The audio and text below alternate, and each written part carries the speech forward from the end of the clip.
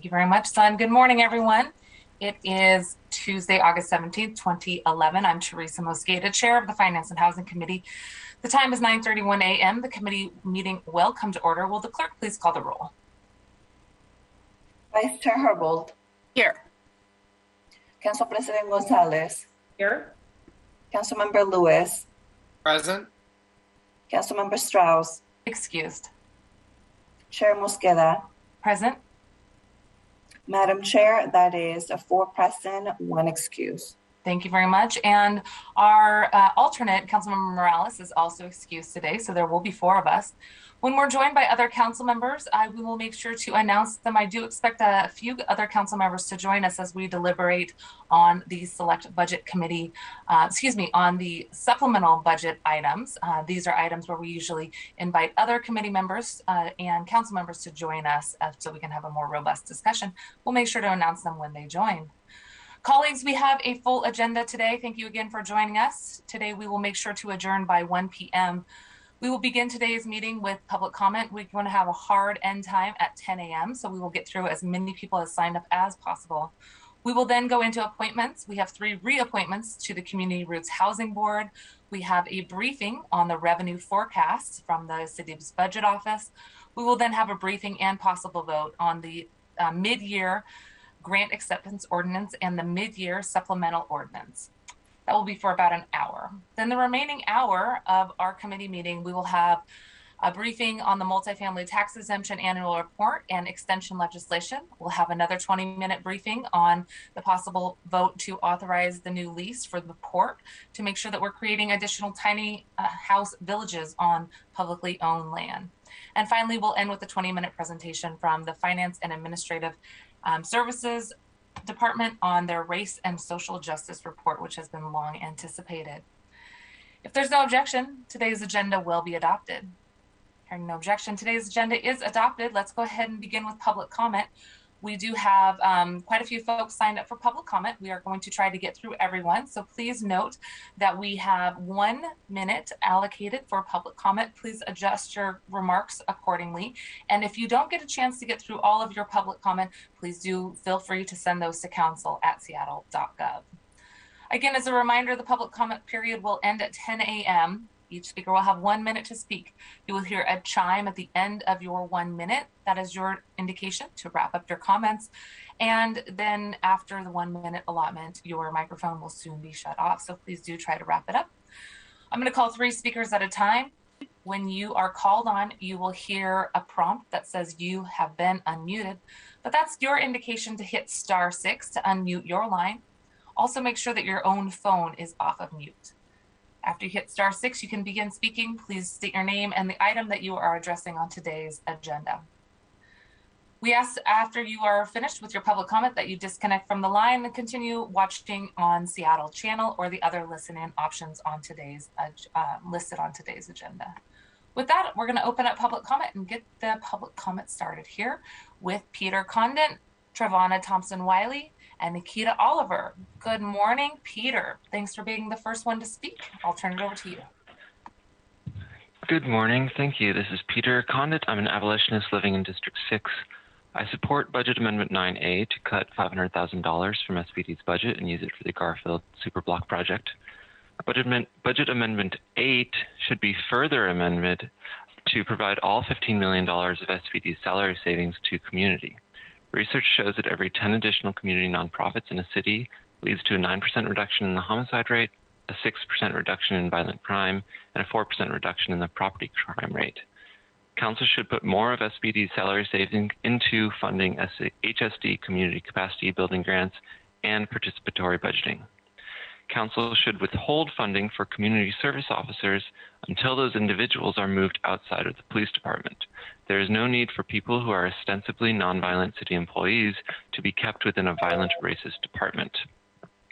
Finally, Council should be preparing a community emergency response network to respond to up to 3/4 of all 911 calls for service, as recommended by a report commissioned by the SPD and published recently by the National Institute for Criminal Justice Reform. Thank you. Thank you very much, Peter. Good morning, Trevonna. Hi, my name is Trayvonna. I'm calling to ask to transfer more than the $5.4 million in salary savings out of the SPD department, and we need to put that money into the Community Capacity Building Fund, MPB. And why is it that we're only transferring $5.4 million to the community? Where's the rest of the $10 million in salary savings going to? Is it going to an institution that has continued to oppress BIPOC people? Are we going to continue to put more money into caging people? Cops simply don't start violence. Research shows that increasing community-based organizations reduces homicides without increasing violence through police. We had over 70 applicants for the Community Capacity Building Fund, and about 33 orgs were funded. Black Star Farmers, Black Elephant Party, Feast, Forever Safe Spaces, Post-Prison Education Program, Umaija Food Circle are just a few of the orgs that were not funded. The solution for a healthy and thriving Seattle is in the hands of the community. Seattle is at a critical point of transitioning public safety from SPD, and it needs to go into the hands of the community. Do better. Thank you very much. And the next speaker is Nikita Oliver. Good morning, Nikita.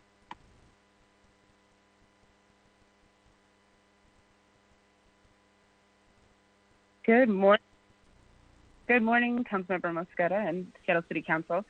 My name is Nikita Oliver. I am the Executive Director of Creative Justice, which is an arts-based healing engaged space for young people. We are one of the groups that received funding through the HSD Community Safety Capacity Building Grant. And I want to encourage you on 2 points around the Seattle Police Department salary savings to move this into community care for community-based orgs. Those 2 points are, first, a year and a half is not enough time for a nonprofit that's expected to take on the infrastructure of public safety to be able to sustain and build a model that will work for everyone for a duration of time that we need, which is forever. And so I would encourage you all to expand the capacity building grants out to 2 years to allow nonprofits the opportunity to get that funding in a sustainable way after the The second thing is there are many organizations that did not receive funding, and I would like to encourage you to use the salary savings to fund more orgs because that will benefit the health and safety of everyone in our communities. Excellent. Thank you, Nikita. The next three speakers are Stephanie Ingram, Karen Estevanin, Hi. and Jeff Piper. Sorry about that, Stephanie. Please go ahead. Good morning. Hi there. My name is Stephanie Ingram. I'm a longtime Capitol Hill and Central Area resident. I'm calling today to encourage the council to approve either of the amendments being proposed to fund the Garfield Superblock. The park is a beloved central feature of this neighborhood, and improving it will make a much-needed anchor in the middle of a rapidly changing landscape. By giving the community a park that honors its history and reflects the pride of the neighborhood, we will be creating a place that is safer, more inclusive, and that will be an important public amenity. Every single person that I've talked to about this project has said it's a no-brainer. I want to thank Council Members Sawant and Strauss for providing two different possible funding options and encourage the council to support either one of them. Thank you very much. Thank you for your time this morning. And good morning, President Estevanin. Thank you, Council Chair Mosqueda and members of the committee. My name is Karen Estevanin. I'm part of the Garfield Superblock Coalition. I appreciate the opportunity to offer my support for funding $500,000 towards the Garfield Superblock through either of the amendments that are presented to you today. And I want to take this opportunity to talk about our community effort and coalition.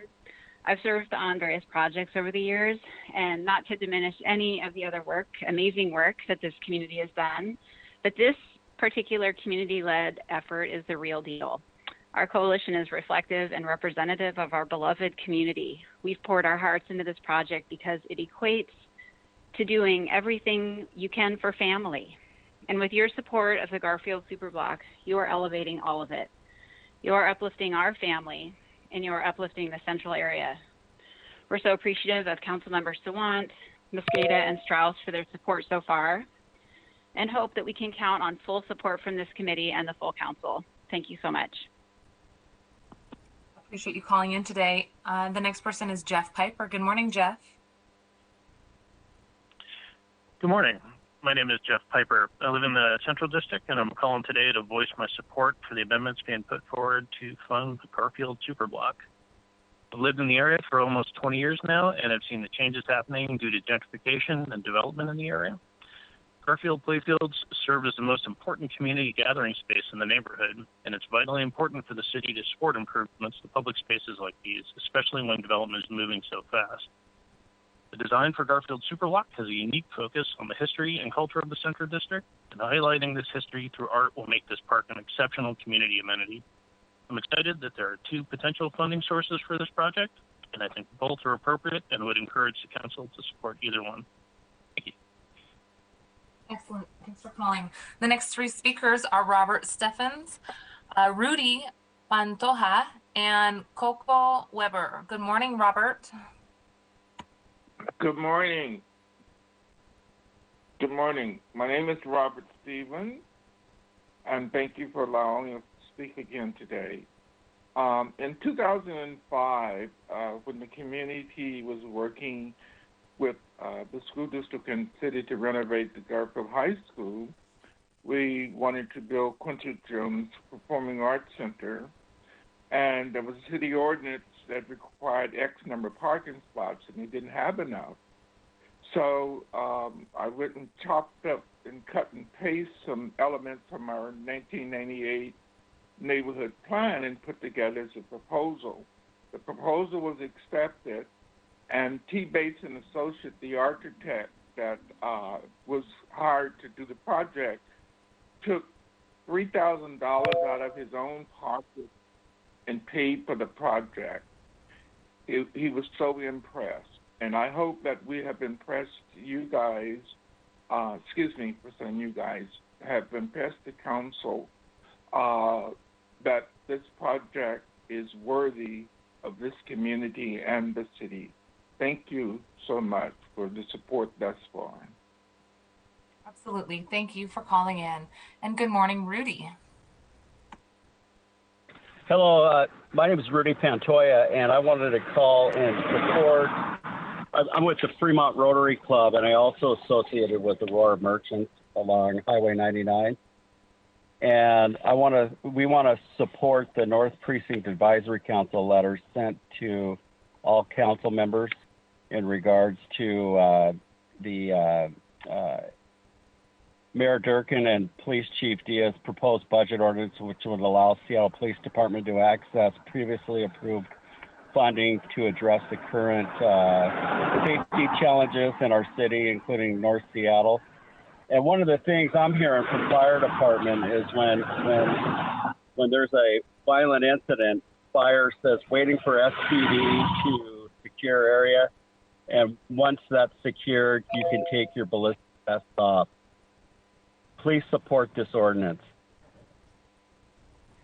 Thank you so much. And the next person is Coco.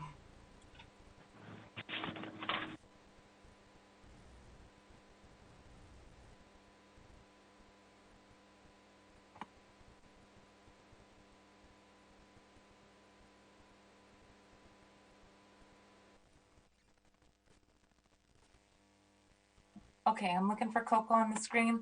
And as we tee up Coco, the next three speakers will be Avon Curtis, Nikki Watanabe, and Sharon Koshla. Good morning, Coco. Good morning. My name is Coco, and I'm a D4 resident. I support Budget Amendment 8 to put salary savings into the community through the Garfield Superblock, but it's not enough. The Human Services Division only funded 33 of over 70 of the grant applicants for community safety capacity building. These are groups that are up and running and just need more funding to do more of this true community safety building, such as Consejo Counseling Referral Services, API Chaya, Black Liberation and Accountability Coalition, Rainier Beach Action Coalition, and Massage Parlor Outreach Project, to name a few. These are people in the community who can actually support community and build true community safety. The police have made it very clear that they will shuffle around funding to do whatever they want with it without the council holding them accountable to budgeting. They're just going to tell you whatever they want to get the money that they want. Please invest in community rather than the police. Thank you. Thank you very much. And good morning, Avon.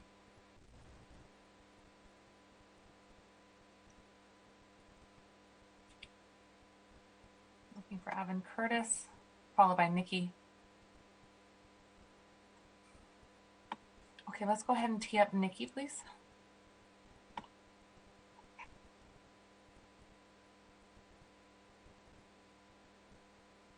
Good morning. Good morning, Evan. Oh. Thanks for waiting. Good morning. Good morning. Sorry about that. This is new to me. My name is Avon Curtis. I'm the Executive Director for Arms Around You. Arms Around You was one of the grantees of the Community Safety Capacity Building Funds, and we're here to support how we could use an extension of funds of 2 years instead of 18 months. The money can fund organizations that's doing the work to enhance community safety and provide more resources to our most vulnerable populations. Not only are we speaking for our own organization, we are also advocating for the community organizations that will benefit from this much needed resource. We know that strength comes in numbers. Thank you. Excellent, thank you. And Nikki, good morning, Nikki. Hello. Hi. Hi, my name is Nikki Watanabe, and I wanted to quickly comment on the amendments related to the Garfield Superblock. I think the reasons for why funding should be allocated to this park's improvements are actually really simple. One, the improvements that are being proposed by the volunteers of the community members aren't anything new. The proposals are continuations based off of things that the city had already promised to do for the park a while ago. And I think the neighborhood would certainly appreciate and respect any efforts just to finish off that promise. Two, Garfield Park, because of its history and its centralized location, sees an enormous degree of use from so many different people, programs, and organizations. It is certainly regarded as a huge public amenity that should be taken care of. And I think that the proposed funding would go a long way to maintain the park and certainly the district's cultural and physical longevity for future grouping. Hello? You still have time. Go ahead, Nikki. Oh, three. Lastly, I just wanted to emphasize that I'm aware that a number of proposals regarding where the money could be funded from have been put forward. And so I just wanted to thank the good intention that it's important to fund, what the project stands for more than, or that matters more than where the money is actually coming from. And so I just wanted to thank all of the various council members and their teams for their resourcefulness and putting in the time and creativity to think about the project. Thank you. Thank you so much. And then I'm going to read the last four speakers that I have here. Sharon Koshla, followed by Natalie Quick, followed by Valentina Montesinos, and then concluding with Julie Schulman. Good morning, Sharon. Hi, good morning. My name is Sharon Kosla. I'm a member of the Garfield Superblock Coalition. We are thrilled to have the support of council members Swan and Strauss to find multiple ways to fund our current needs for this project. This project needs to happen, and it needs to happen right without compromise. This funding will put us on that path. We are striving to create a place that will celebrate and sustain the culturally rich environment of the central area and bring this cherished park the love and care that the community has been trying to give it for over 15 years. We will continue to work hard and lift this park up and our community, but it's time for the city to value this work and support us. Thank you for your time. Thank you for your time and for calling in. Natalie Quick, you are up next. Good morning, council members. I am Natalie Quick here today representing NAOP, our state's commercial real estate association with hundreds of members in Seattle. We want to thank Councilmember Mosqueda and her staff, as well as the Office of Housing, for working with us on the MFTE legislation you have before you today. I believe it's Council Bill 120156. As the first few MFTE projects prepare to come to the end of the 12-year program, we have a shared goal with the city of ensuring we do not lose affordable housing units and that all existing participants are incentivized to choose to renew and stay in the program. We believe today's legislation moves us solidly in that direction, and we especially appreciate the quarterly check-ins, which allow us to pivot if it looks like we may lose program participation. Again, approaching the 12-year mark for this first set of program participants is a first for MFTE, and being flexible and making adjustments will be important as we move forward. Thank you again to the Council and Office of Housing for working with us on this important legislation. Thank you. Thank you for calling in. And good morning, Valentina. Hello. Hi, Here. this is Valentina Montesinos. Good morning. Thank you so much for having me. I am calling in support of funding for the Garfield Superblock. I am grateful, as the rest of the team is, that there are two amendments being proposed for the funding of Garfield Superblock. This is something that's long overdue for basic needs such as accessibility, good lighting, and honoring the culture and the citizenry and community of the neighborhood. And it's, as I said, long overdue and is very, very important. So thank you very much. Thank you very much. And the last speaker that we have is Julie. Good morning, Julie.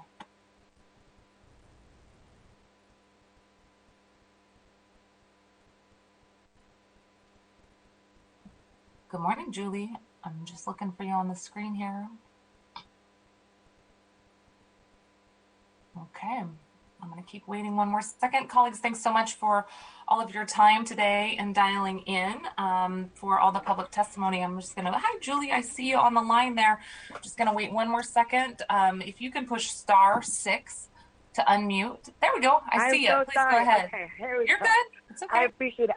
I wanted to call in support today of more funding for the Human Services Department Community Capacity Building Grant. I am the co-founder of Forever Safe Spaces, which is an organization that unfortunately was not funded in this round. But just to share a little bit about our work, our mission is to interweave, stabilize, and nurture people, the most vital to our ecosystem, so we can not only survive but thrive in place. We believe in safety through creativity, equity, and innovation. And a lot of our work is about breaking personal and systemic cycles of trauma. We operate creative spaces, a handful of them. We're a coalition of those, both in Chinatown, South Seattle, and the Pike Pine Corridor. These are multiple, high safety concern areas where we run our mentorship programs, creative workforce development opportunities for young folks, and low barrier drop-in spaces that transform lives. Our analysis doesn't just come from being data informed, but it's deeply personal. We are the front lines relationally, and we're asking that you extend more support to this program, HSD, because the people that are the front lines and really can do the work of doing the across and through all the agencies and institutions of public health, safety, and human service, that's us, and that's the community that is calling and asking today. And so we're asking you to put more money towards that and strong support for the amendments that do so. Thank you very much. Excellent. Thanks so much for dialing in. Again, we've reached the end of our public comment. That is everyone who has signed up for public comment today, and I really appreciate the public testimony that was provided. If you wanted to provide comments and were not able to dial in this morning, just note that there will be more opportunities to testify on many of these topics on September 13th at full council, and you can always reach us at council@seattle.gov. All right, let's move into our busy agenda with 5 minutes extra time on the clock for us to get through this entire package. Appreciate, colleagues, the mini marathon in front of us here. Madam Clerk, could you please read items 1 through 3 into the record? Agenda items 1 to 3, the reappointments of Frank F. Alvarado III, Barbara Nabors Glass, and Drew Porter as members of the Community Roots Housing Public Development Authority for briefing, discussion, and possible vote. Thank you, Madam Clerk. Colleagues, we do have 3 reappointments to today's agenda. As these are reappointments to Community Roots Housing, the individuals themselves do not have to be present for the reappointments per our council practice. But we do have with us Hannah Smith from the Office of Intergovernmental Relations, and we also have Sarah Shoemaker Gamble and Victoria Tyron from Community Roots Housing to walk us through what Community Roots Housing has been up to and a brief overview of the 3 appointees, Frank Alvarado III, Barbara Nabros Glass, and Drew Porter, all 3 of which have robust application packets for their reappointments in our materials today. I'll turn it over to Hannah to get us started and walk us through the process here. Thank you, Chair Mosqueda. Hannah Smith, OIR. As you mentioned, we have 3 reappointments today for Community Roots Housing, formerly Capitol Hill Housing. They've grown far beyond Capitol Hill in their years in service and maintain over 50 apartment buildings across Seattle and provide safe, affordable apartments to over 2,000 residents. There are 3 reappointments today, and if it's okay with you, Chair, I'd love to pass it to Sarah and Victoria, who work closely with these board members, to tell you more about their work for the PDA. Thank you for queuing that up. All three of these board members are very active on our board, and we're really excited to have them be reappointed. So thank you for considering them. So I'll start with BG, Barbara Nabors Glass. This is her third term on our board, and she, in her day job, serves as the Diversity, Equity, and Inclusion Director at Seattle Goodwill, and on our board serves on the Joint Board Development Committee, and that committee actually really focuses on kind of what she does in her day job. We're focused on training, recruitment, engagement, and we are now also connected with I staff this committee. We are also now connected with the staff racial equity task force. And so it's really great to have her expertise on this committee. And then Frank F. Alvarado III, this is his second term. He is a VP at Home Street Bank, and he is serving in his first term as our vice chair on the board. He has also served as the secretary and treasurer, and he is queued up to eventually become our chair. That's our thinking. He currently serves on our executive committee and also serves on the finance and asset management committee. And I also just wanted to mention that he started out on our board as a non-voting emerging leader fellow. And so we're just really excited that he started out in this fellow role, and we got to kind of mentor him and have him come on board, and is now in such a leadership role. He is a really influential member of our board, and we're really lucky to have him. Then Drew Porter is an associate general counsel at the Gates Foundation. This is his fourth term on our board, so it'll be his final term. And he is serving as a vice chair. Right now we have two of them. And he has previously served as treasurer and vice chair before. And he also serves on the executive committee and the finance and asset management committee. And he's one of our longest standing board members. Like I mentioned, he's in his fourth term, and it's just really helpful to have his kind of longer term historical perspective in the room. Also just a really pivotal board member.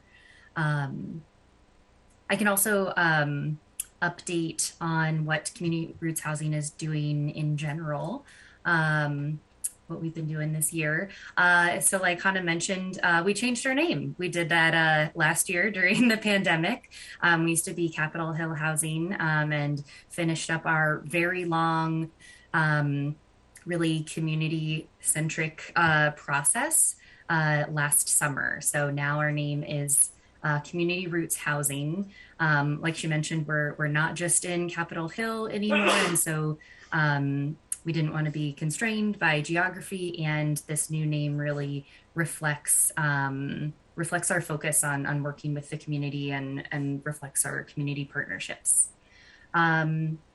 We are also working on the Rise Together, or leading the Rise Together collaborative capital campaign. So that's working with 6 partner organizations to bring community-driven equitable development to 3 different neighborhoods. And so that's with a lot of the different organizations that we're already working with on our different development projects. Which brings me to our very active and large development pipeline. We have had 2 groundbreakings this summer. One just recently happened, and one is going to happen next month. We just had the Yesler Family Housing groundbreaking last week. And that is that's a project that we're doing in partnership with Seattle Chinatown International District PDA. And then our other project that's going to have a groundbreaking in September is Pride Place. And that is in partnership with Gen Pride, and that will be a building in Capitol Hill, and that will be an LGBTQ affirming affordable apartment building for seniors. Yeah, so just wanted to mention a couple of our projects, but we have very, very many more, and this is the most robust pipeline we have ever had. So keeping us busy. Well, thank you very much. And again, thanks to Sarah Shoemaker Gamble, who you just heard from. Also want to welcome Victoria Tyron from Community Roots Housing. Thank you both for being here today. Is there anything else you'd like to add, Victoria? No, I think Sarah did a wonderful job. I am a new hire to Community Roots Housing, and I personally have found it very exciting to be in the middle of this, as she said, very robust pipeline, as well as working directly with our board. I serve as the board liaison for our PDA board, and Frank, BG, Andrew have been incredible to work with, and we're very excited to keep them on our board for as long as we can. So thank you guys so much. Excellent. Well, thank you both. Thanks, Hannah, for walking us through the process as well. And are there any questions on the reappointments of Frank Alvarado III, Barbara Nabros Blas, and Drew Porter, as has been described and included in our materials? Okay, Sarah and Victoria, I'm not seeing any questions. So thanks so again for your overview, and please pass on our appreciation to the reappointees. Colleagues, I'm going to go ahead and move these appointments. I move the committee recommends passage of the reappointments of Frank Alvarado III, Barbara Nabros Blas, and Drew Porter as members of Community Roots Public Development Authority. Is there a second? Second. Thank you, Council President. Are there any further comments? Hearing none. Madam Clerk, will you please call the roll on the passage of the reappointments? Vice Chair Herbold. Yes. Council President Gonzalez. Aye. Councilmember Lewis. Aye. Madam Chair Mosqueda. Aye. Madam Chair, that is 4 in favor, none opposed. Thank you very much. The motion carries. It is unanimous. Thank you again. The committee recommendation that these reappointees be reconfirmed to the Community Roots Housing PDA will be sent to the September 13th Seattle City Council meeting for a final vote. None of the reappointees need to be there, and we will make sure to pass on your helpful comments today. So thank you in advance, and we will look forward to future action on that on September 13th if you want to let folks know. Thanks again. All right, let's move on to item number 4 on our agenda here, moving right along. Agenda item number 4, economic revenue forecast for briefing and discussion. Excellent. Well, we do have a number of people with us. I see Director Noble. Thank you very much for being here with us with your team. Colleagues, this is probably one of the most anticipated sections of our committee agenda here today, in addition to the supplemental budget discussion. We are about to hear the update from the Revenue Forecast Council. All of this information is new to council members. It was posted yesterday with an update to the agenda at the same time that we received it as well. With the ever-changing news about COVID-19, our forecast has also changed over the last 18 months or so. And we are looking forward to hearing right now about how COVID and our local economy has affected our projected revenues.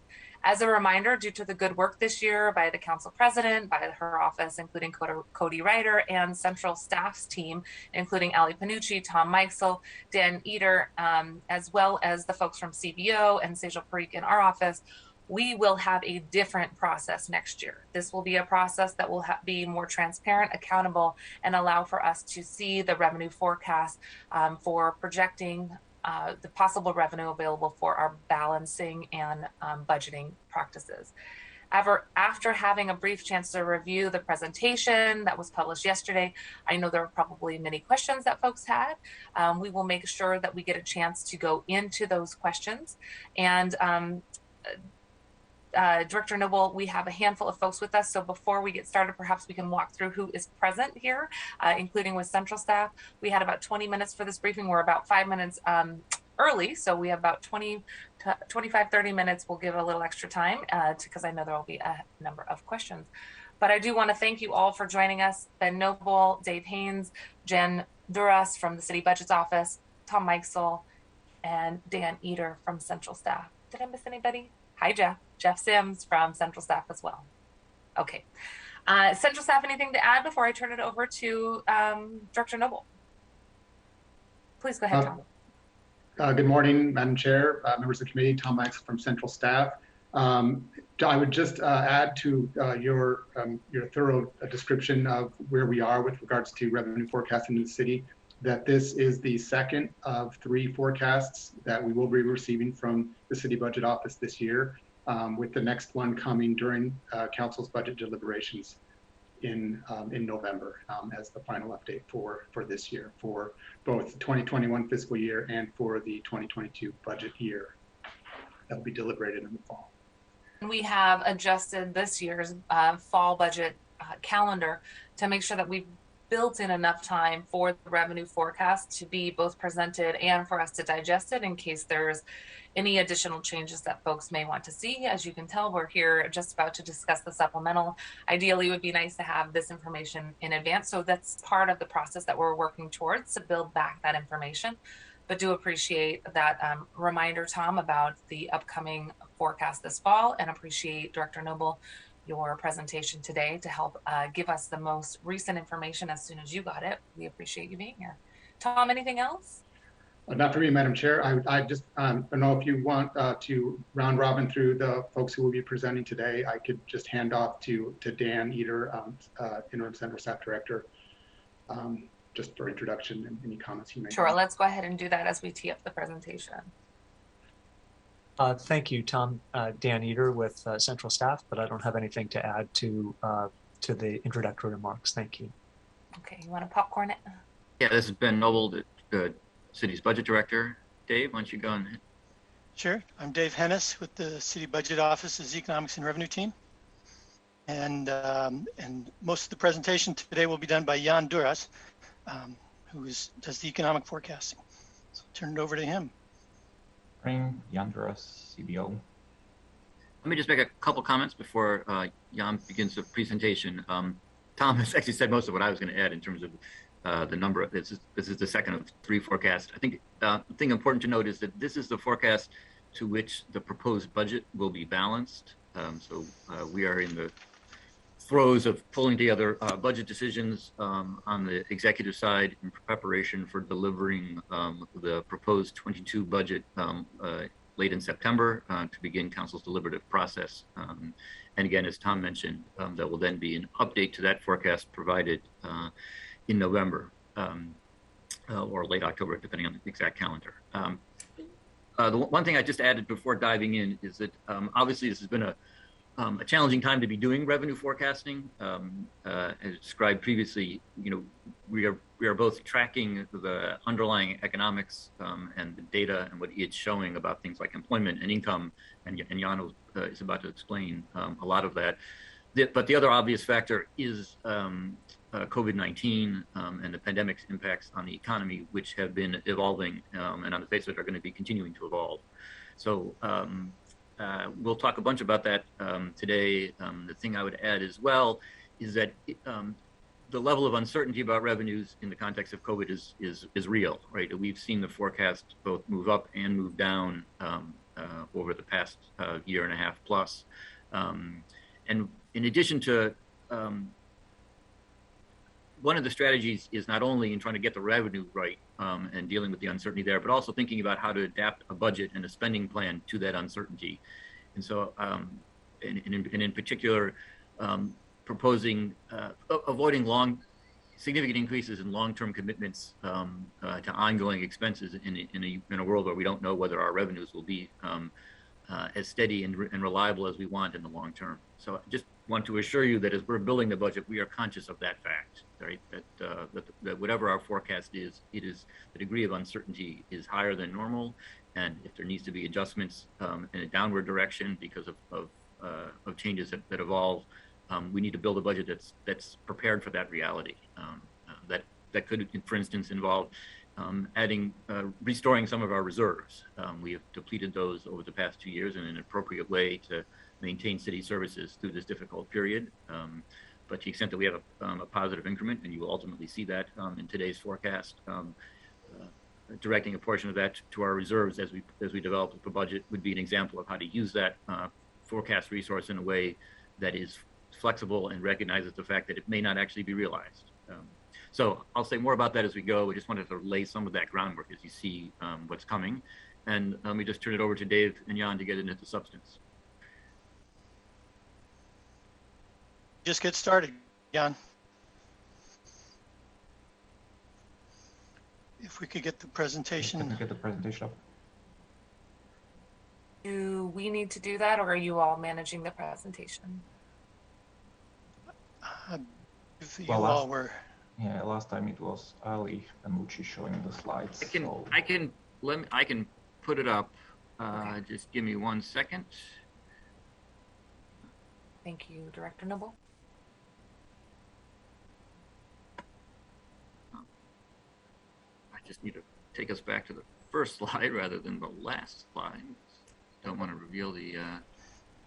Yeah, gave away all the news, huh? Exactly. And I'm just looking. Yeah, I'm just going to do it this way. Okay. So, trying to get to a full screen. This is fine. This will work, Director Noble. Control Thanks so L.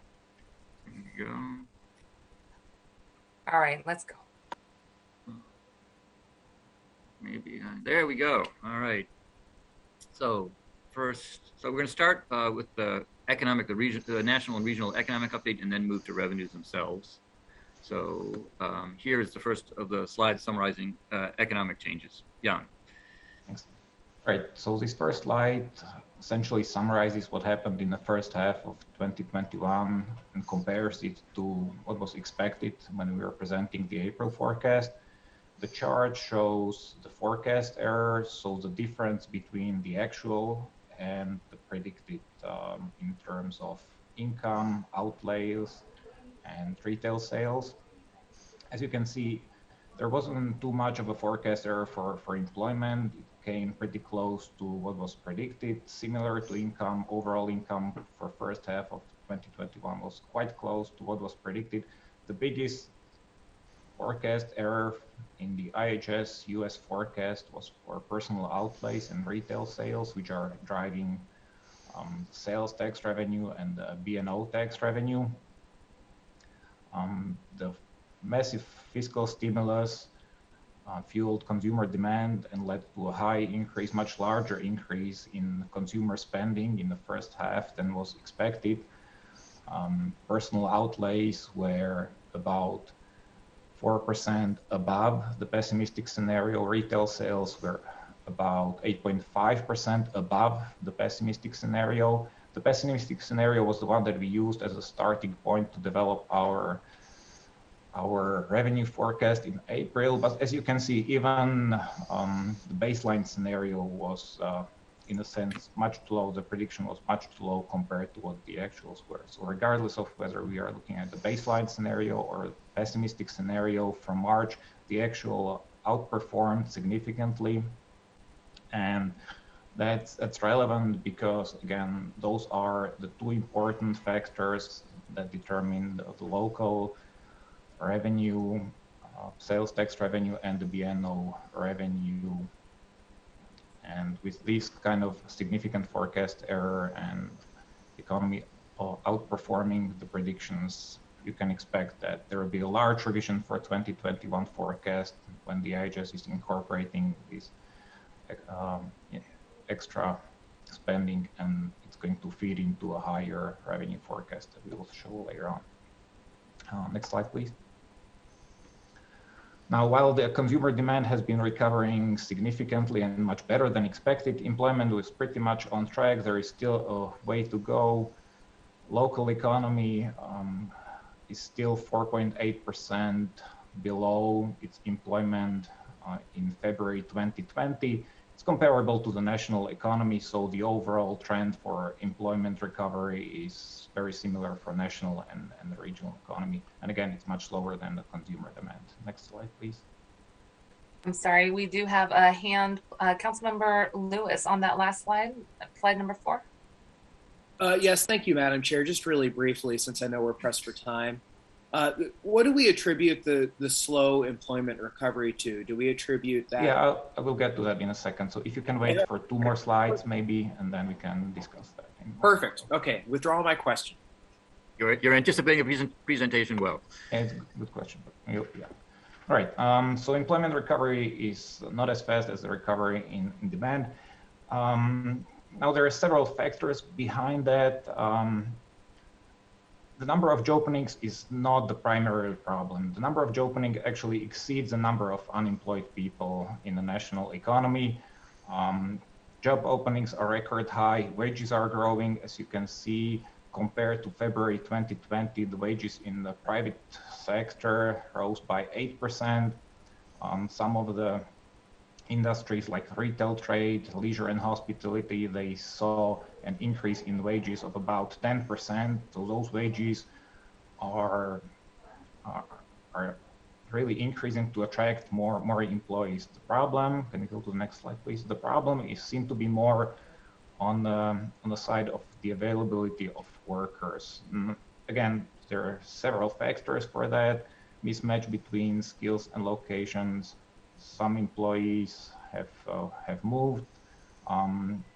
Some changed their preference and they are no longer looking for a job in, say, leisure and hospitality because they consider it to be too risky.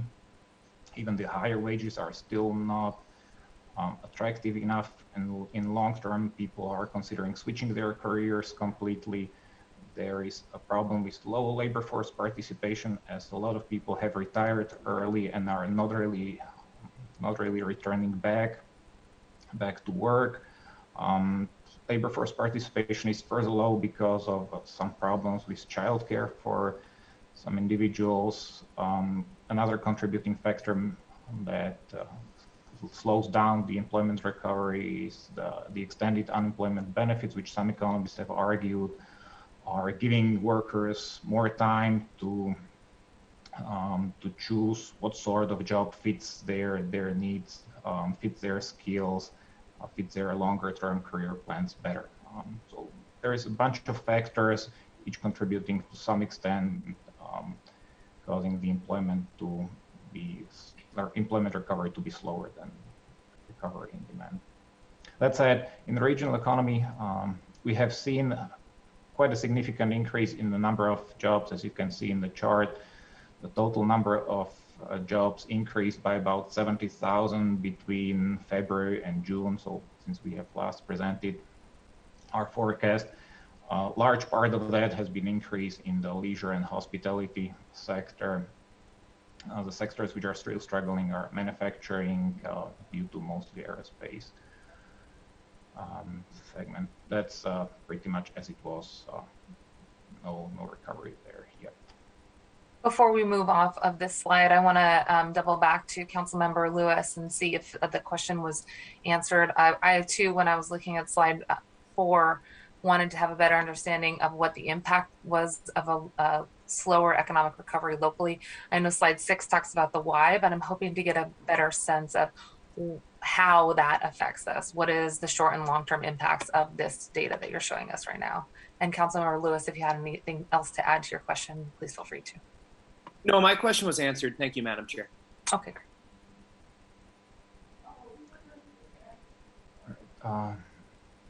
Anything else to add here on? Anything else to add there? Yeah, so employment recovery was already expected to take longer than recovery in, let's say, GDP or personal outlays, and the development in the first half of 2021, where consumer demand really fueled by the massive fiscal stimulus increased much further than expected.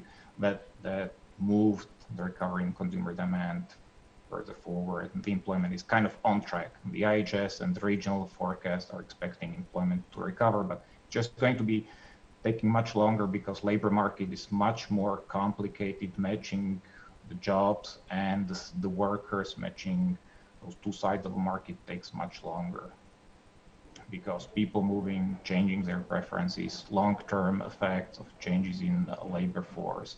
It's just a lot of things that happen and are exacerbated by pandemic hitting the already ongoing demographic changes.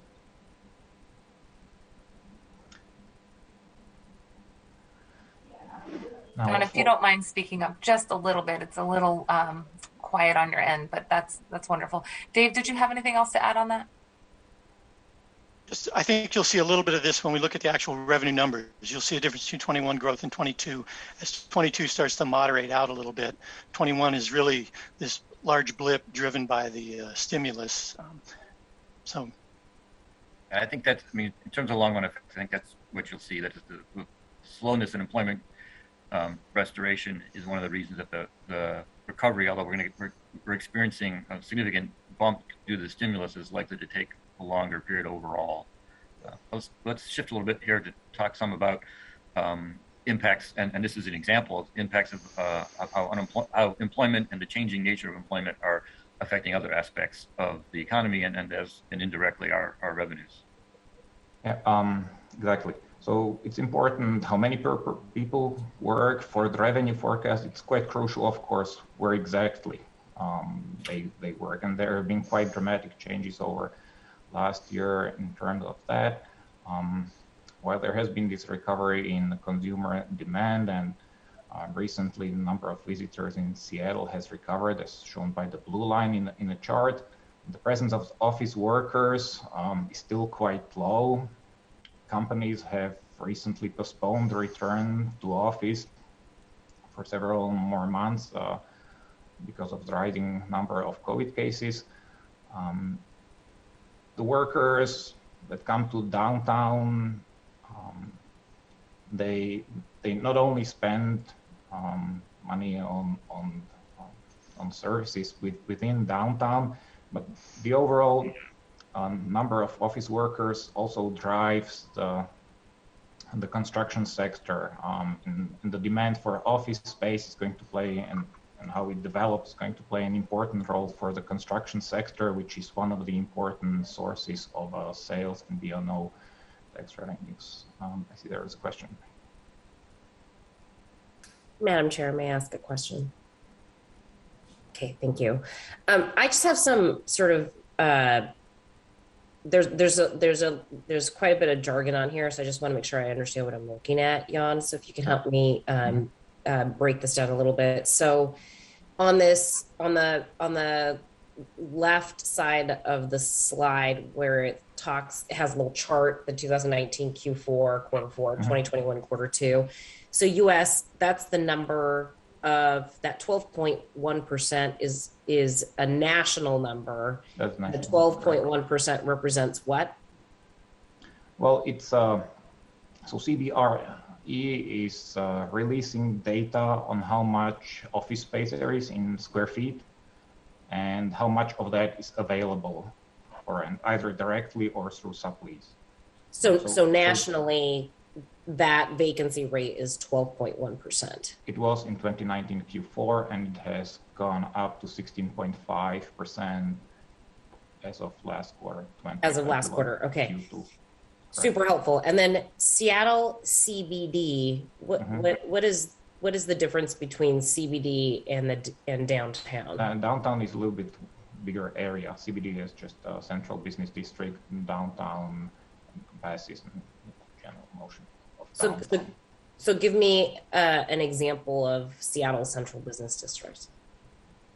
So Central Business District is essentially this area bound by Pine.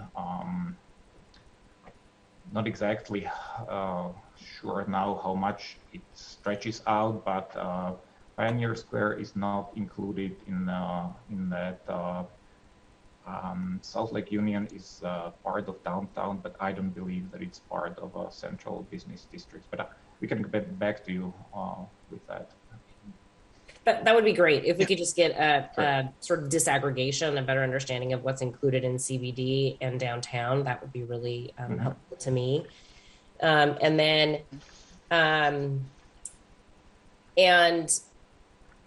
in terms of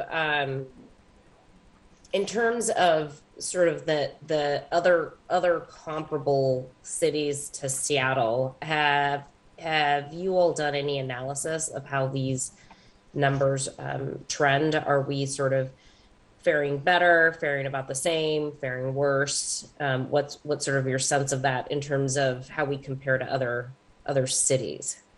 Okay, so if we can go back to the first part of what's CBD and what's not, and I have a table here. So Pioneer Square is not part of a CBD, Lake Union is not, Lower Queen Anne is not, Teddy Triangle is not, and Waterfront are not part of CBD, but are part of downtown.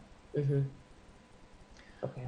In terms of how Seattle compares to the national level, that's on the first two lines there. The last two lines in the table compare Seattle to the other parts of the region. Our regional forecast is for King and Snohomish counties. So those last two lines in the table are trying to compare Seattle CBD to Bellevue CBD and to East Side overall to give some kind of idea of where we are in terms of the vacancies right now. Yeah, and I think what I'm trying to get a sense of, and you know, I have been following some of the reporting that's being done by like The Economist and some other sort of more global economic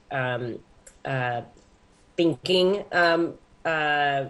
agencies and news agencies in particular, and a lot of folks are speculating that our office-based workforce is effectively going to be forever changed. In other words, it would be a mistake for cities to bank on a 100% pre-COVID model of office space and downtown work models. And so I want to get a sense from you all in the CBO office about sort of what your thinking is around that and how that really will impact, you know, the city's view on certainly downtown Seattle recovery, but in some of these, you know, other business districts as well that have high concentrations of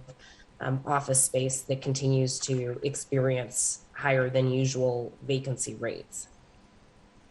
All right, so going forward, and kind of comparing it to more broadly to the US, there's that bullet point on this slide regarding the office demand index, which is kind of more forward-looking instead of just looking at the current vacancies and trying to look into the future, what might happen in the near term.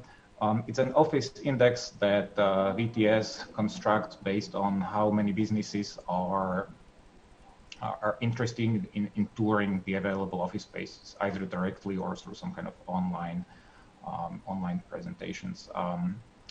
That office demand index for Seattle is currently 71% compared to the 2018 to 2019 average, so about 30% down for US as a whole. It's has recovered slightly more. Seattle here is kind of comparable with San Francisco and Boston, which are also somewhere around 70%. It's been argued that this is due to, for Seattle and San Francisco and Boston, the large part of a workforce is the more adaptable to work from home. And because of that, there is still that factor of companies just figuring it out, how much office space they really need, how much they can switch to some kind of hybrid mode where workers will spend significant fraction working from home, and because of that, they might need less office space than what they did before. But it really is a question of timing. You know, in this forecast, we're talking about 21 and 22. We're not building in a large factor for, you know, a change in the way Americans work, you know, in terms of urban centers versus suburban areas. It's something we're definitely conscious of because it can strongly affect our B&O revenues and the payroll expense tax. And so we have been talking about this a fair amount, but we don't have any answers about the actual timing of how this will play out. It'll be a business decision, you know, of what they plan to do with their workforce. But Seattle is prone to it because we do have a high degree of workers who can work from home. And so we will definitely be watching it, but I don't think we have any, you know, kind of crystal ball that's telling us, yeah, here's the growth rate of that phenomena, or here's the, you know, how it's exactly going to play out. I appreciate that. And I appreciate that you all are tracking it and following it. And I think that's sort of the crux of my question, because I do think that this is an important evolution in how our workforce and where our workforce works that really does have a significant impact on revenue, but also presents a lot of opportunity in terms of thinking about, you know, how we change, you know, the growth and the development of our city to fit the new model of how Americans are working. And you see this happening in a lot of European cities where now employment centers aren't wholly concentrated on one urban core, but are more equitably distributed throughout cities to allow for employment centers to exist in the same place where people are currently living.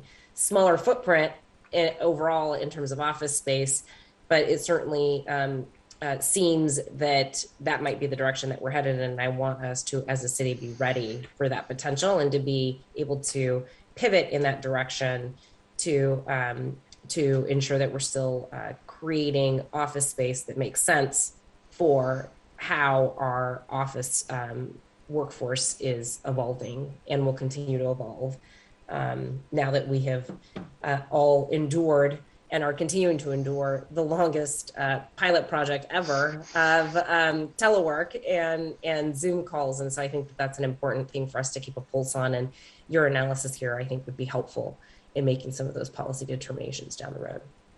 Thank you, Madam Chair. Thank you, Madam President. Councilmember Lewis, to follow up on that. Thank you, Madam Chair. I just wanted to jump in and ask a few more questions on the VTS. Did I hear there was going to be another slide on that earlier? Am I jumping the gun again? I just want to ask that first before I... On the VTS, no. Okay, so I just want to ask some clarification with how the VTS data is presented on this slide. There was some reporting by the Seattle Times in the spring about Seattle's recovery of the VTS metric being rather high, and our raw number coming in at 107 on the index. At that point, it was 18.5% higher than the average index score in the pre-pandemic period, and this was reported by the FYI guy, Gene Balk, Seattle Times. At that time, the only other metro area that was posting higher aggregate demand in the VTS was Washington, D.C. So I wonder in how it's reported here with the June number rather than the March one. Did our, because the way it's presented on the slide is relative to the 2018-2019 average. I guess my question would be, did we take another dip between March and June? And how do we sort of look in terms of the recovery and demand based on that previous reporting? Because it seems like the way it's presented here, our office space demand is not doing as well as the national average, but that seems to be in contrast to how the Times reported on this in the spring. So I'm just kind of curious. Sure. All right, so let me clarify this. Yes, there was, first of all, yes, there was a downturn between March and June. For Seattle, for Washington, D.C., those were two of the metros that actually saw a decline in demand. The other ones, Chicago, New York City, Boston, Los Angeles, San Francisco, in those metros, there was an increase in demand for office space. But Seattle, there was a drop. It's still, the index is volatile. It changes significantly. It does not mean that there is a change in the trend and we'll be seeing a decline. But there was certainly a drop in demand. After we have seen that article that you're referring was essentially arguing that there was quite a significant recovery for Seattle. But a part of that reverse, the demand for office space declines slightly. So I'm not 100% sure what that number that you're referring to was about, whether it was a change between the lowest point and the March value and the increase in that. I would have to go back and we can compare that to the most recent release. But as of now, the 71%, that's really the 30% drop compared to the average in 2018. It's comparable to Boston, comparable to San Francisco, worse than New York City, for example, which has recovered completely, worse than Los Angeles, that has recovered completely. Councilmember Lewis, is that something you'd like us to follow up on, to look into, what's driving that article versus? Yeah, no, that'd be helpful. And to be clear, the article is more out of date, obviously, than this update in August. So But it would be interesting to contextualize the findings or the analysis from that article in the Times last spring relative to where we are, if it's not too much trouble to send that over. Thanks. Sure. That sounds great. I'm going to keep us moving along. We have about 10 more slides to go. We will try to give this another 20 minutes or so that we can get to some questions. I think this conversation has been very helpful. Both council members have been asking important questions. Appreciate, Dave, the response to follow up on some of those.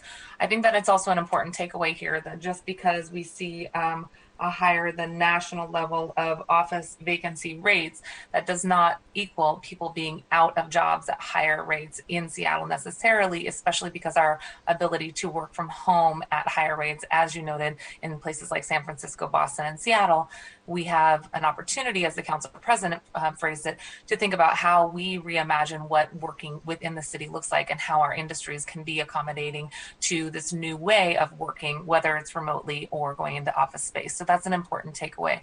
I'll also note that as chair of the Seattle City Employees Retirement Systems, this is something that we've been discussing over the last year and a half as well in the investment committee. There's a national, maybe international conversation about how changes in the use of office space will affect how people decide to make investments, where businesses want to place themselves, and trying to stay ahead of sort of the guessing game on that is something that I think the international community is still grappling with. What will it look like when people, quote, go back to work, and where will those workplaces be, especially for certain industries where people will be able to continue to work from home remotely. So I think it is an important way for us to both be optimistic about the type of industries that are able to sustain and in fact see record profits in our region here, but also how we adapt and make sure that there's activation, as we talked about yesterday, of our street spaces, and we are creating accommodations for all types of new industries. But just seeing that number at a higher level does not equal people having lost those positions. It's just a different place that those individuals are working. Okay, I saw some nods as I said that, so I'll take that as a good sign. Let's keep going and get through these next 10 slides. Right, so let's look at the changes in the economic forecast for US first and then for the regional economy. Since March, IHS Markit has revised down their probability of a pessimistic scenario to 20%. They have increased the forecast for employment, for outlays, for retail sales. Again, part of it is basically just getting it in line with what happened in the first half of 2021, and then the second part would be what happens to the second half of 2021. The charts here and the table compare July baseline scenario to March pessimistic scenario. For April forecast, we used the pessimistic scenario, since at that point in time, after seeing the last quarter of 2020, the economy, the national and the regional, were tracking the pessimistic scenario much closer rather than the baseline, because of personal outlays and retail sales outperforming. In the first half, we saw revenue that outperformed our April forecast and gave us reasons to switch to the baseline that we'll discuss a little bit later on when we get to the revenue section. That increase would have been there even if we did not switch from pessimistic and stick to the pessimistic scenario. There would have been a significant upward revision, because as you saw in the first slide, the forecast there for outlays for retail sales was significant regardless of which March scenario we were looking at. In addition to the increase in demand that surprised all the forecasters, there has been a quite significant increase in inflation that came as rather negative surprise. Last 3 months, the increased demand faced some supply chain disruption and bottlenecks, which led to prices growing much faster than expected, rebounding and growing about 2% faster than what was expected to happen. And so the overall inflation forecast for 2021 increased from 1.9 to 3.7. If you can go back, can go to the next slide.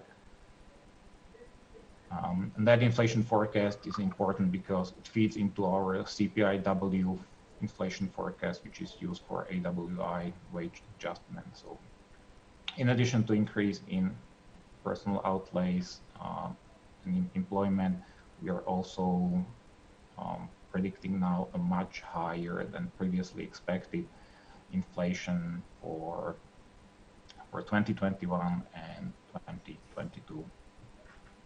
Just to emphasize the point that Jan made, that matters for the city in terms of budgeting context, because it does drive labor costs as well as other non-labor costs for the city. So that's a pressure point in terms of balancing our overall revenues and expenditures. Okay.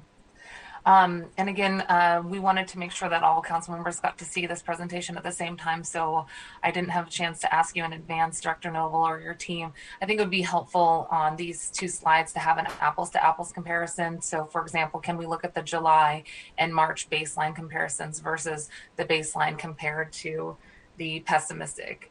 That would be helpful for us to sort of see how those tracked over time. Yeah, we can, oh, please go ahead.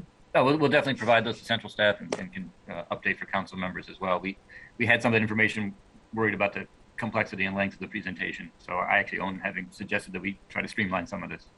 That I appreciate. And then also, this is relatively good news. I think that it would be helpful to have a better understanding if the mayor intends to use the baseline forecast for the fall budget. And given that we used the pessimistic fall budget projections last year, can you sort of reiterate how you have made a decision to go from the pessimistic to the baseline? I know there's some national factors that you also consider when making those decisions, but it'd be very helpful to have a better understanding, colleagues as well, if you have ideas about where we can see transparently where the baseline versus the pessimistic forecasts play out, so that if we end up having a budget that is transmitted that uses a baseline, sort of more optimistic projection than the pessimistic projection, if anything does happen with this fourth wave of Delta and other COVID complications, if we end up having to redo this and go back, it would be helpful for us to have a better understanding of how these projections play out. So Director Noble, you all are assuming that you'll use the baseline projections for your creation of the fall budget? Yeah, we have a slide, and I'm prepared to talk to that specific point just ahead as we shift from this kind of economic perspective to the real more narrowly onto the revenue side. So we'll get there shortly. I'm going to move us on to the next slide, Jan. Yes, please. Mm-hmm. All right. So wrapping up the economic forecast. In terms of the forecast risks, obviously the Delta strain is the #1 cause of concern here. When the IHS forecast has been released, that was at the beginning of July. That was essentially the peak of good news and the lowest point probably in the number of COVID-19 cases in the chart that you see on the right. Since then, several things occurred, and mostly on the negative side. Now the IHS still does not see any kind of mandatory restriction imposed by the government, but the number of cases can lead to consumers just being more cautious, spending less, avoiding bigger crowds, and that's quite worrying because there was an expected shift of consumer spending on goods, and that was fueling the growth in the first half, to spending on services, travel, recreation, entertainment. Those were the primary factors expected to drive consumer spending in the second half. Now, if the consumers are more worried about the Delta variant, they might slow down, cut back on the travel, cut back on spending at the restaurants, and that would cause the downwards revision. Not again necessarily because some mandatory restrictions imposed by government, just because consumers are more cautious. There has been quite a significant drop in the consumer sentiment that has been published on Friday. Again, it seems like consumers are worried about the Delta variant. consumer sentiment is not the best predictor for spending, but it's something to carefully watch. The retail sales in July that have been released today showed a 1.1% drop, which is slightly more than economists were expecting. So part of it was expected due to coming down from that large increase in sales due to fiscal stimulus. But the fact that the drop in retail sales was bigger than expected is again something it's a little bit worrying. Still combined with those high inflation numbers that are coming in, which might provide some kind of reason to delay spending for consumers. The shortage of available workers that can slow down the employment recovery is going to be a prolonged issue. The bottom line here is whatever happens to Delta is probably the number one concern for the economic forecast. So clearly some risks to the current situation. Shift now to talk about revenues and in particular talk about the forecast scenarios and this question about baseline. So I'm going to provide this introduction, then turn it over to Dave to talk more about the specific revenue, the numbers, if you will. Things to remember in terms of this kind of discussion about baseline and pessimistic is that what we're describing are inputs to our regional model. So we have a national forecast entity that we use to help feed our regional projections. So we have a regional economic model that relies on forecasts of key national variables, things like income and employment. And we have, through the course of regular business, if you will, use their baseline forecast, and they assign probabilities to their different forecasts. But pre-pandemic, pre-recessions, we've always used baseline. The last time we invoked the pessimistic forecast, actually, I wasn't the budget director. It was in the previous Great Recession. And again, a similar sort of situation where enough uncertainty and specific concern that the local economy might respond differently than the national economy. So as COVID hit a year and a half ago, and we were developing the April forecast in 2020, we shifted to the pessimistic, arguing that there was a whole lot of uncertainty. And in fact, we had reason to think that our local economy, given its dependence on tourism and on some other key factors, Boeing's indirect reliance on the travel industry and the like, had us reasons to think that we might be more affected than others. And then what we basically said at the time is this is an unusual move, but we're going to stick with this until the data tell us that we've made the wrong conclusion. And we had the same discussion actually in the springtime when we brought you the April forecast, at the time when the economy was recovering significantly. And if you recall, there had been a significant upward move in the forecast when we gave you the November updates about 4 months previous to our forecast in April of this year. What's changed since then is that we have actual data for the first 2 quarters of this year, and they've significantly exceeded our April forecast. So, we said we'd stick to the pessimistic until the data showed us and told us otherwise. And the data in the door are telling us otherwise, right? We have performed very well locally. The local economy has seemingly adapted to some degree to COVID. And obviously there were lifting of restrictions, although those liftings really happened later in the second quarter, right? Than in the first or even most of the second. So again, we're talking about the end of June is the end of the second quarter. The other thing that we highlighted was going to be a factor is what kind of probabilities are the national forecasters placing on their differing forecasts. Again, back when we started using a pessimistic forecast in the April of 2019 forecast, April 2020 forecast, they were assigning, I forget the exact figures, but it was marginally higher probability to the baseline, but not much. So they certainly didn't have a great deal of confidence that the baseline was really the strongest of their forecasts, if you will. But that's changed as well, as you can see. So we are moving, the forecast that you'll see in a moment uses the baseline forecast at the national level as the input to our regional model. And you'll see, and most of what it's going to do in the actual numbers is to acknowledge that there are significant additional revenues in 21. And a good share of those have already been realized, again, because of what we've experienced over the past few months. For 22, you'll see that there's a small increment of revenue in the bigger picture, and that's the one that is arguably the most at risk here. And as I said, and I think it's a really important point, that knowing the uncertainty about these revenues is going to affect how we think about building the budget with them. In particular, knowing that they may not ultimately be realized, I don't think it makes sense to make commitments in a budget to ongoing sorts of expenditures any more than is necessary, but rather to focus on using some of these resources to address some one-time opportunities that we might have. Another thing I would add as a factor in considering this is that the federal assistance, and we are due a significant tranche, the second tranche of the coronavirus local relief funds, or the Clifford dollars, and we have one of the eligible uses for those dollars is to replace city revenues.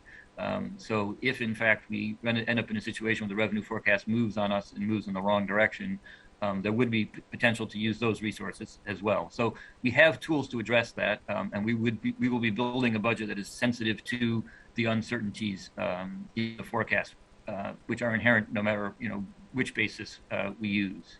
Okay. So, Director Noble used the term Clifford just for everybody watching. That's our Seattle Rescue Plan, or ARPA dollars. Yeah, coronavirus local relief funds is the. Thank you. And Council Member Herbold has a question. Thank you. Just trying to get some clarity on this question of baseline versus pessimistic scenarios for purposes of the 2022 budget planning.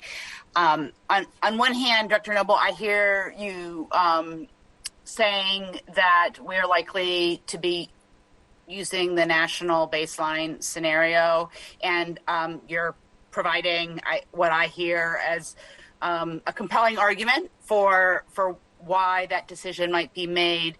But this last bullet here seems to suggest that there is more uncertainty about that decision.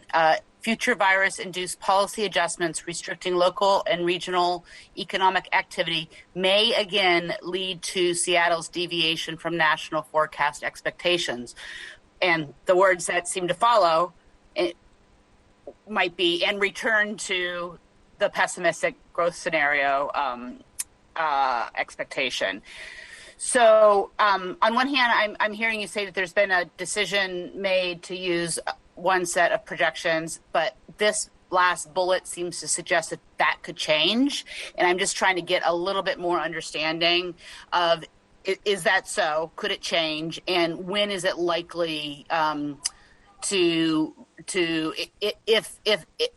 there is a change, would it happen before a proposed budget in September?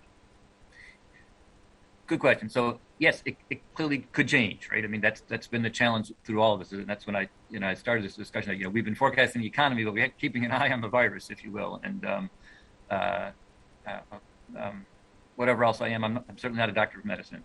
So that's been a challenge. So the information we have now and what we know now, and that's really is underlying this current forecast that we will build the budget upon. And as I was describing, building a budget, knowing the uncertainty in the revenues, and ideally committing or suggesting expenses that are consistent, that we could back off of if we need to. One of the reasons, just real quick, one of the reasons comfortable doing that in part is that before the final budget is adopted in November, late November, we will provide another update. And so we have time between now and when the city's ultimately committed to its budget to gather some additional information. And again, that will leave, I'll just put this direct, right? If there's a downward forecast, we will then need to work with you to adjust the budget accordingly. And what I'm suggesting is that we're anticipating that potential going in, and we'll build a budget where if that's the scenario we end up in, we'll be in a position to work with you to do that, and ideally in a way that will not cause major disruptions, for instance, in the situation for city employees, for critical services that we are providing as part of our baseline. So we're going to be thoughtful about how we allocate additional resources. Might you consider, and I know this is an unusual thing to suggest, but these are very unusual times, might you consider proposing 2 budgets in September, 2 different options? Candidly, it is challenging enough to put together one, never mind in the context of remote work and the like. But what I, again, is describing is that we'll be in a position to highlight to you places where the proposed expenditures could be reduced if and when there was a reduction in revenues, and in ways that will not be disruptive, more disruptive than necessary, if you will. So it's obviously a dynamic situation, recognize the question, and pledging to be very clear to be partners in how we manage this, and not setting, goal will be not to set anybody up for failure. But at the same time, there are the policy goals that the council has set out, that the mayor has, that I think the budget should and can speak to, even with the level of uncertainty that we're facing. Okay, I appreciate the vice chair's question. That was very similar to the question I was asking earlier about having to undo and redo a budget near the end of our deliberation process, which would be problematic. Director Noble and team, I'm going to ask you to go quickly through the next 4 slides so that we can finish the presentation. We'll see if there's additional questions at that time. We may also want to do another sort of walkthrough of this as you maybe receive more information mid-September, prior to the mayor transmitting her budget as well, given the changing nature of COVID and its impact on our local economies across the country. But let's get through the next 4 slides, because we really do want to try to reserve a full hour for the 2 items related to our supplemental budget discussion. Understood. Dave. Actually, I think Jan's going to speak to these. They're just really quickly. We go through, and then I'll hit the table at the end. Payroll expense tax. We have received 2020 data from Washington State Employment Security Department, revised our revenue estimates for payroll tax up a little bit. There's large amount of forecast risks here. Some of it upside, a lot of it downside. They potentially can offset each other or move the revenue one way or the other. There is very little information for us, and there is large amount of uncertainty here. Just to highlight here, this is the payroll tax. We have yet to receive, because the way the law is written, there won't be payments for 2021 until early part of 2022. So we've been cautious and tried to be conservative in this forecast. Small uptick, just again based upon the data we're seeing overall for the economy, but remaining conservative for going forward, and we'll know more early next year. I'm going to keep us moving. Right, for sales and B&O tax, as I was mentioned a couple of times, the first half, in the first half of 2021, they outperformed our forecast. That was built on a pessimistic scenario, but they actually outperformed even what would have been the revenue forecast using the baseline scenario significantly. And that is a part of why the revenue forecast for 2021 overall has improved. Next slide, please. For real estate excise tax, the tax revenue is on track to reach 82.9 million forecast from April.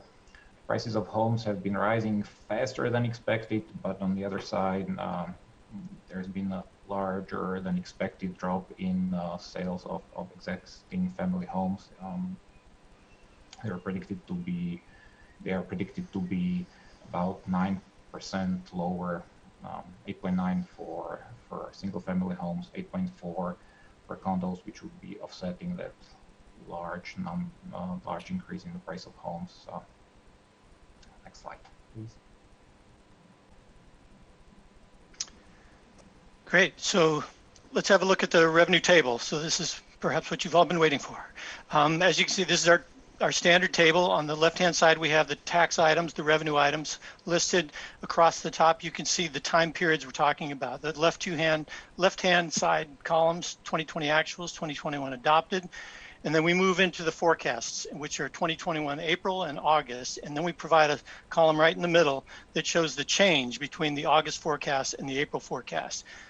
And then the same pattern repeats there for the 2022 forecast with April and August, and then change August over April. As you can see, as has been alluded to, down halfway through the page on the general fund total line, for the 2021 change August over April, you see a $50.8 million increase in revenues in that center column. And that's just capturing all of that growth that Jan described in terms of the fiscal stimulus and so forth. But then as you see over to the far right-hand side in the August over April column, about a $29 million increase in general fund revenues, which again, capture that notion of a bit of moderation as the stimulus wears off, as economic growth and activity sort of returns to a non-stimulated status. This is the growth we expect. And real quick, in an important way, from a budgeting perspective, we can think about this 50 plus million as really a one-time revenue because it's landing in 21, but we don't see the same increment carried into 22. So in the increment for 22 at about $29 million is actually in the neighborhood slightly less than 2% of the general fund. So it's an absolute number that seems large, but relative to our overall budget, it's small. And you consider the effects of inflation that we've noted are higher and the like. It's not a significant increment. So there is some one-time opportunity associated with this 21 increase. But again, that's, as we think about budgeting, we're going to have to be thoughtful of that and recognize that that's a one-time resource. So just highlighting those 2 points. And we can come back and talk about specific revenues if you wish, but just to move on. And one thing you'll notice is that we have 2 lines of payroll expense tax in here. There's one up in the general fund because through 2021, those revenues will go into the general fund. But beginning in 2022, as you all well know, we have created a new fund. You all have created a new fund for that revenue stream. And so that's down in the lower section, which is a other general government revenue section of the table.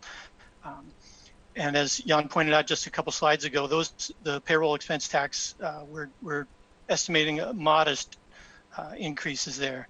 And then you see short-term rental tax, sweet and beverage tax, the Mercer Mega Block sale is there, commercial parking tax, school zone camera fund.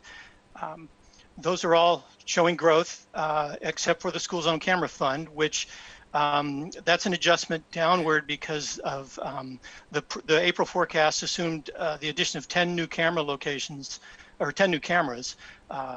And that's been reduced recently to only 3 being installed by September of this year. And so that's the reduction there. And so you can see that, again, looking at the change columns, we're adding about $1.2 million in other general government revenues and decreasing about 5.1 in 2022, largely, again, as you can see, because of the school zone camera fund. If we go to the next slide, just to finish the overall overview, I guess, we have admissions tax and real estate excise tax pulled out here, and admissions tax revenues are increasing over April forecast because we've now incorporated a guesstimate, shall I say, of what new admissions activity is going to happen at the new Climate Pledge Arena. And so that's capturing that. I would note on that front, from a budgeting perspective, the increment associated with Climate Pledge Arena is not an increment that will be available for us to spend. It's part of the development agreement with NHL Seattle and those groups is that the increment of admission tax revenue is an offset to their rent. They are guaranteeing us the same level of admissions tax from what had been Key Arena is now Climate Pledge Arena. So we're not losing relative to where we were before they rebuilt the arena, but the increment of admissions tax there is an offset to their rent. So this is just the revenue side of that. The expenditure side is we need to consider that fact. Mm-hmm. This is the last slide. Is there any last comments before I turn it to council members? No, just to point out perhaps that real estate excise tax is remaining. We like our forecast for that, so it's staying steady. Okay. We like that too. Councilmember Lewis, you have your first hand up. Thank you, Madam Chair. If we go back to the previous slide here, I want to ask a question about the commercial parking tax of all things. In the April 22 to August 2022, there's going to be a projected drop off in the commercial parking tax. What are we attributing that to? Because the consumer's paying this, right? Or I mean, yes. People driving places and they're parking. Why are we anticipating a decline between April and August of 2022 when we've been kind of seeing a steady increase as people are getting out more? I'm just kind of curious what we're. Yeah. It's attributed to it's effectively a recalibration of the base to what the actuals we're receiving. Essentially, I was overestimating, and so I'm trying now to adjust it downward to reflect to a base that the actuals more robustly support. So while there is more activity, there is more parking going on. I was off in the April forecast. All right, appreciate that clarification. So colleagues, I want to thank you all for your questions today. I want to thank the team from CBO and the forecast office for their presentation. And I know that central staff has also been poring over the report since we received it yesterday. I do want to make sure that we get a chance to hear if there's anything else from central staff that you'd like to flag for us. And I want to thank in advance Director Noble, who has just agreed to be able to be available 1 month from now. We are meeting on September 17th. And we'd like to invite the team back to see if there is any information that might be new at that time, especially given the changes with the COVID Delta variant. So appreciate your commitment to come back 1 month from now to see if that influences our budget discussions as we head into deliberations for the fall select budget committee. Thank you. Central staff, is there anything else that you would add from your initial review or any questions that you'd like to see followed up on as well? No, Chair Mosqueda, the committee discussion covered most of the highlights and the CBO's remarks because the question of risk is the key one to consider. So that was my assessment, and that seems to be the assessment of the committee as well. Excellent. Okay, last call on questions and comments. Director Noble, anything else? I just wanted to say thank you. I'm late to another meeting, so I was going to rush. We'll let you all go. Thank you, John. Thank you, Dave. And thank you, central staff and Director Noble. Really appreciate it. And we're going to keep our central staff team with us here as we move on to the next item. Madam Clerk, let's read item number 5 into the record. Agenda item number 5, Council Bill 120111, an ordinance authorizing in 2021 acceptance of funding from non-city sources, authorizing the heads of the Executive Department, Human Services Department, City Line Department, and Departments of Transportation, Seattle Fire Department, and Seattle Parks and Recreation to accept the specified grants, private funding, and subsidized loans, and to execute, deliver, and perform corresponding agreements. For briefing, discussion, and possible vote. Okay, great. And as you can see from the agenda, this includes the mid-year grant acceptance ordinance in item number 5, and then item number 6 is the mid-year supplemental.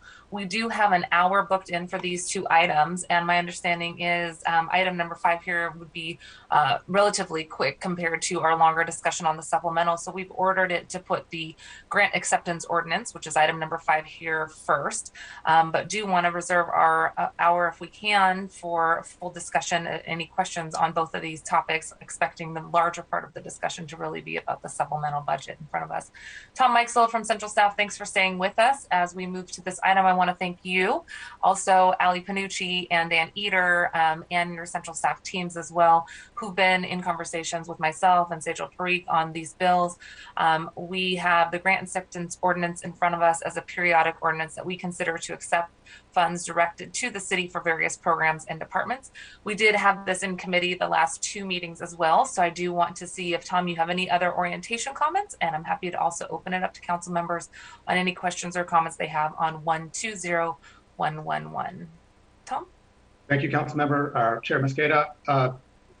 Again, not much to add other than there's a total of $23.3 million of external funding that would be accepted in this ordinance. And as of today have not received any amendment requests from any committee members. Wonderful. Will, with that orientation, council members, are there any additional questions that you have been percolating on that you would like to ask at this point? Let's see. Oh, please go ahead, Vice Chair Herbold.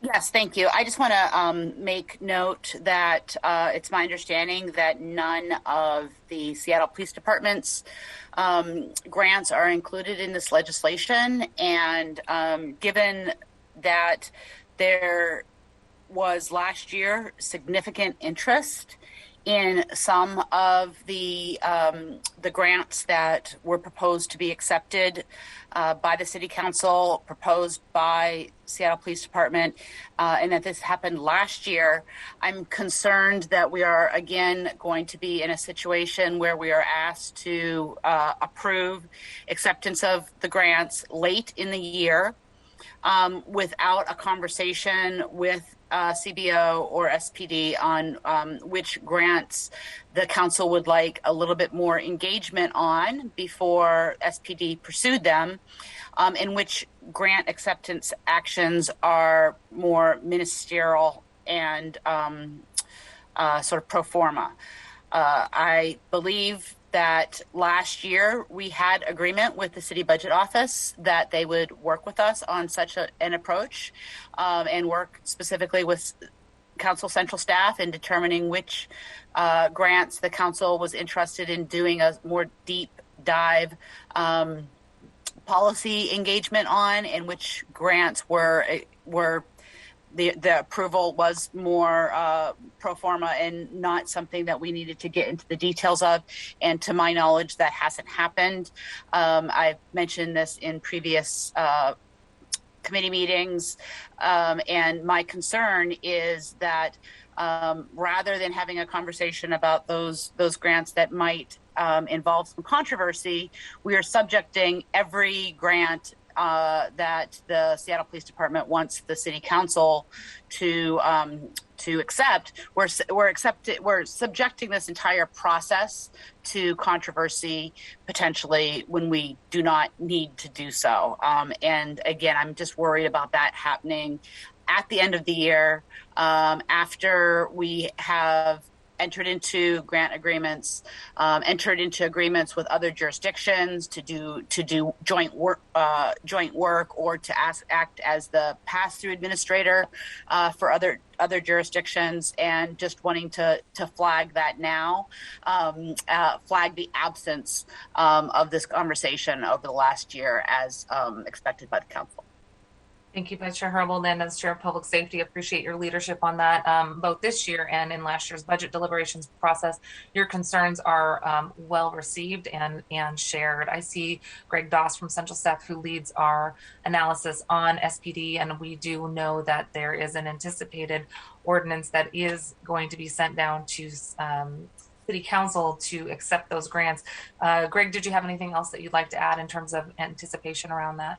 No, actually, I think it's on its way. I think it'll be available for you all in September, but you'll have a very tight time frame between the time you get back from recess and the annual budget.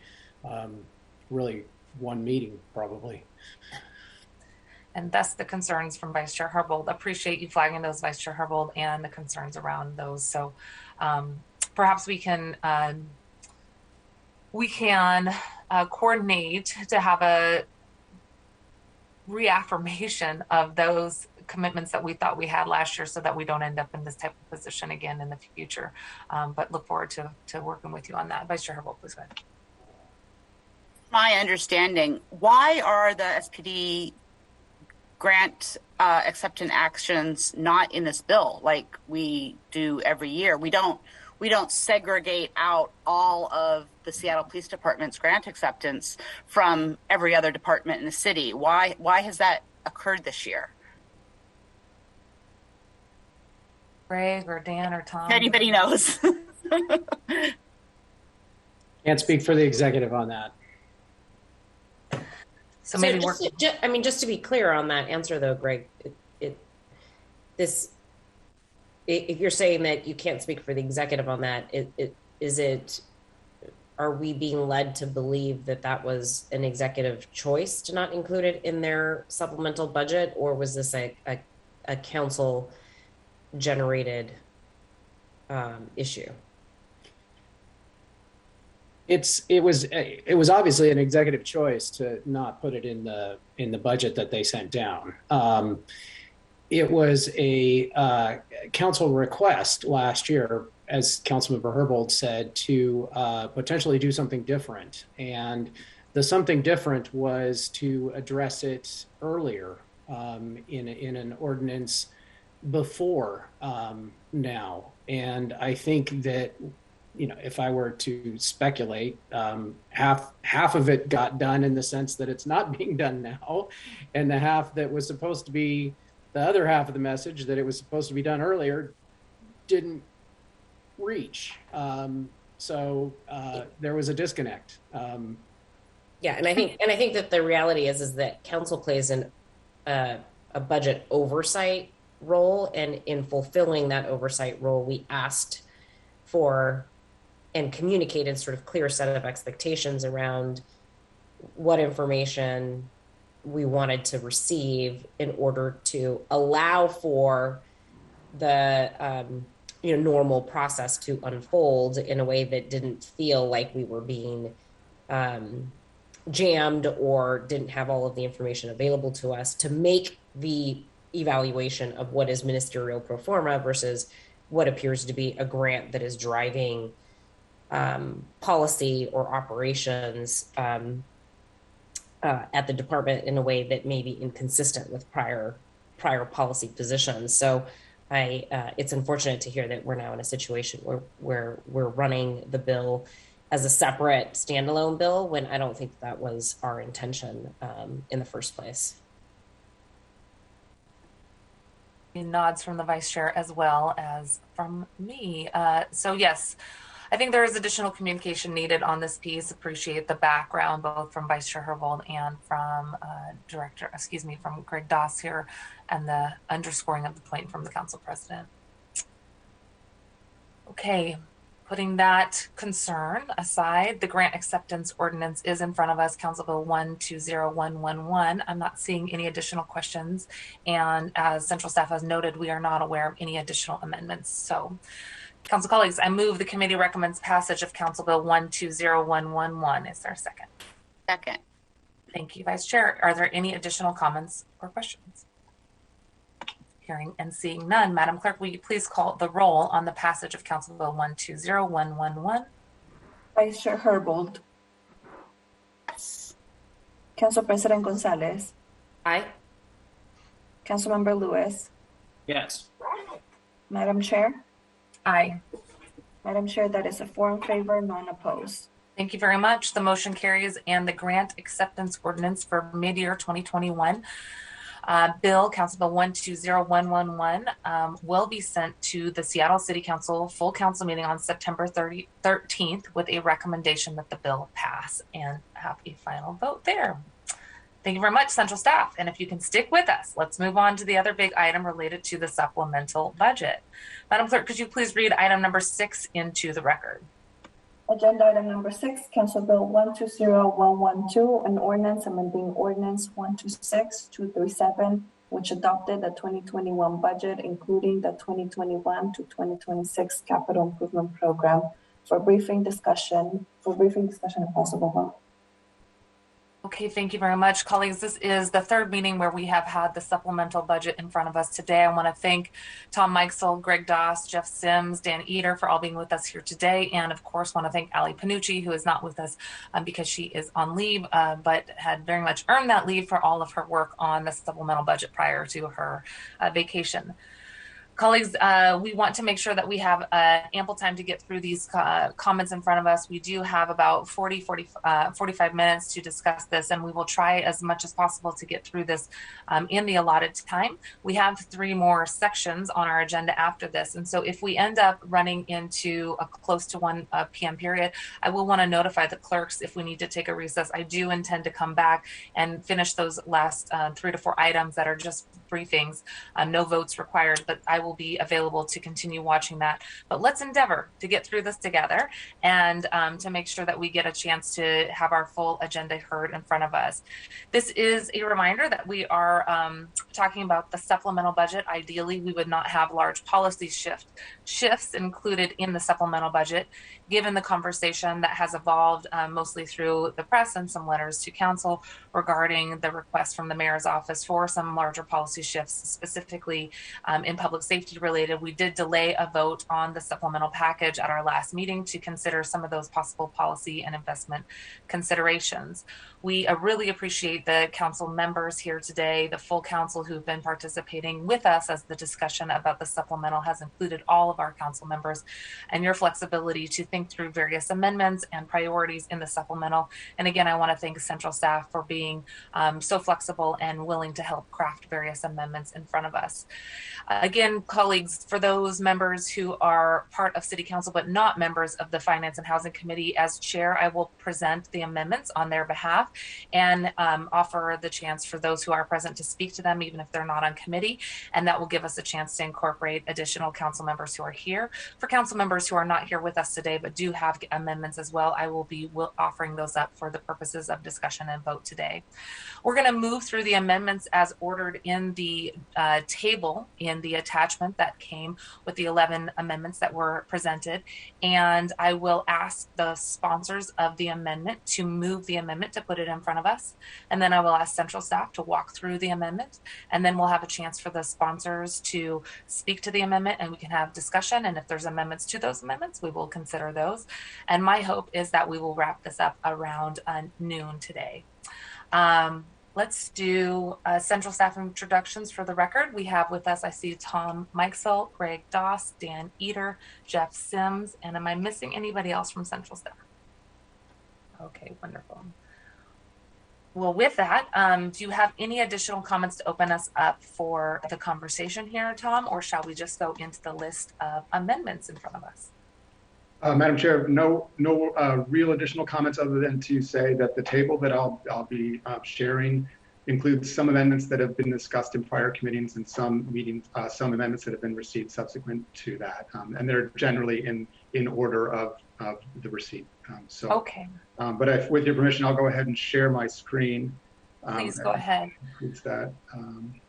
And colleagues, this is an amendment table that was included in our published materials as well, so it should be easy to follow along for folks at home who might have a tough time seeing the screen on Seattle Channel or on your computer screen.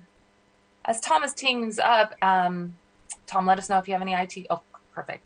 As Tom is teeing these up, I want to note that on the first set of amendments here, amendments specifically 1 through 4, we have had a presentation on these items in the past. There's a handful of council members who have suggested these amendments or sponsored these amendments. I would like to ask for your consideration today to consider the first 4 amendments as part of a voting block or voting package.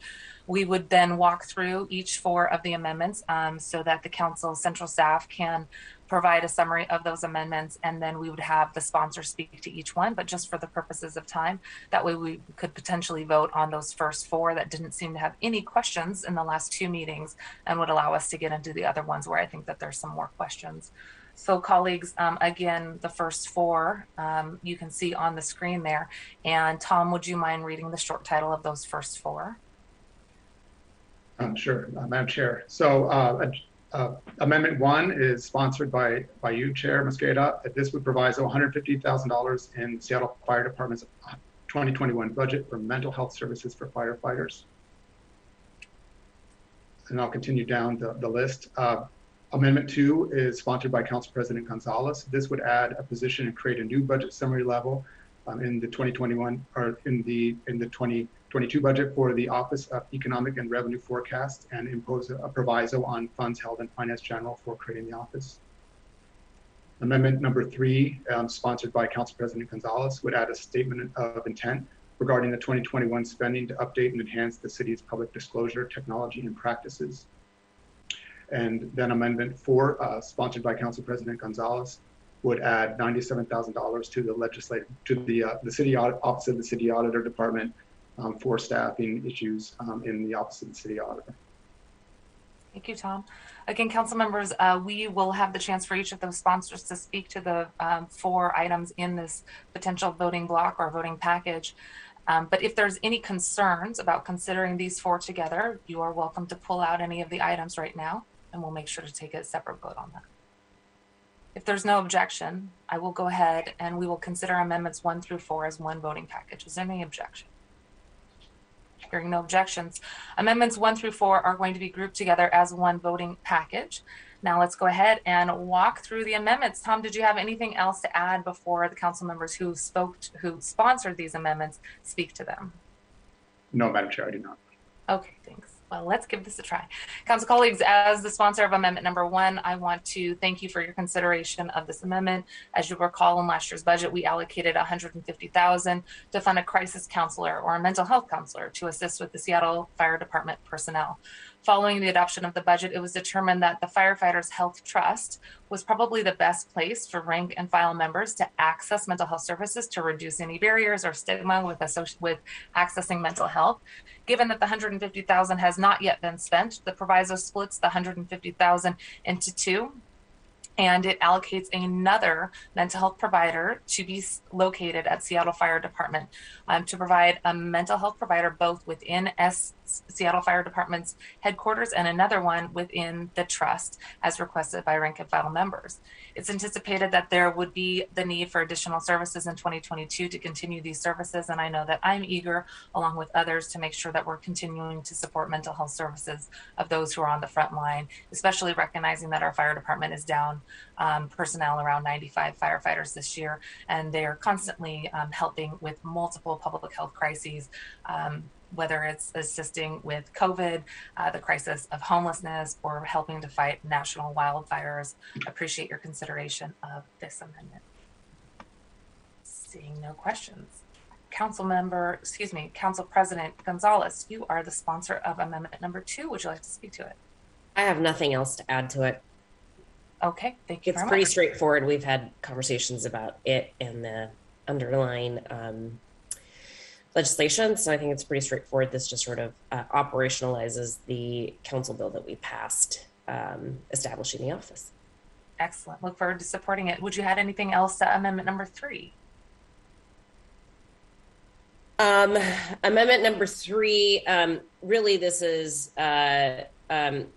just sort of following through on both the executive and the legislative department's interest in standing up the technology that is going to be necessary to enhance the city's public disclosure process. And so this is sort of a suite of initial investments in that space to allow for some of that software to be purchased to prevent the loss of data that is important for us to maintain and preserve in compliance with the Public Records Act. More to come on this. There's it'll be important to make sure that this funding also includes investments that are available to the legislative department, as we also have Public Records Act investments and obligations that we must comply with. So we will be doing much more work in this space in the fall budget process, but this is sort of an initial step forward. Excellent, thank you. And not seeing any questions on that one, would you like to speak to the last item in this package, number 4?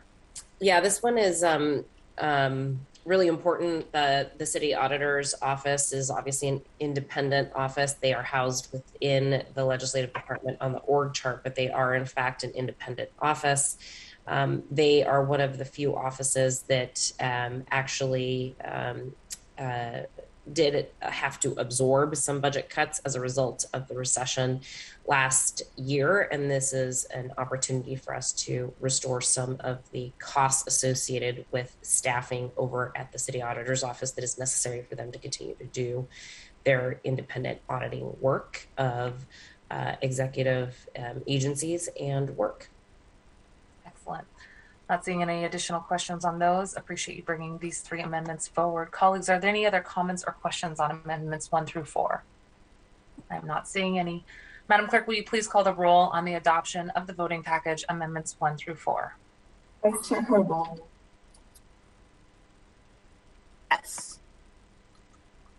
Councilmember Lewis, Yes.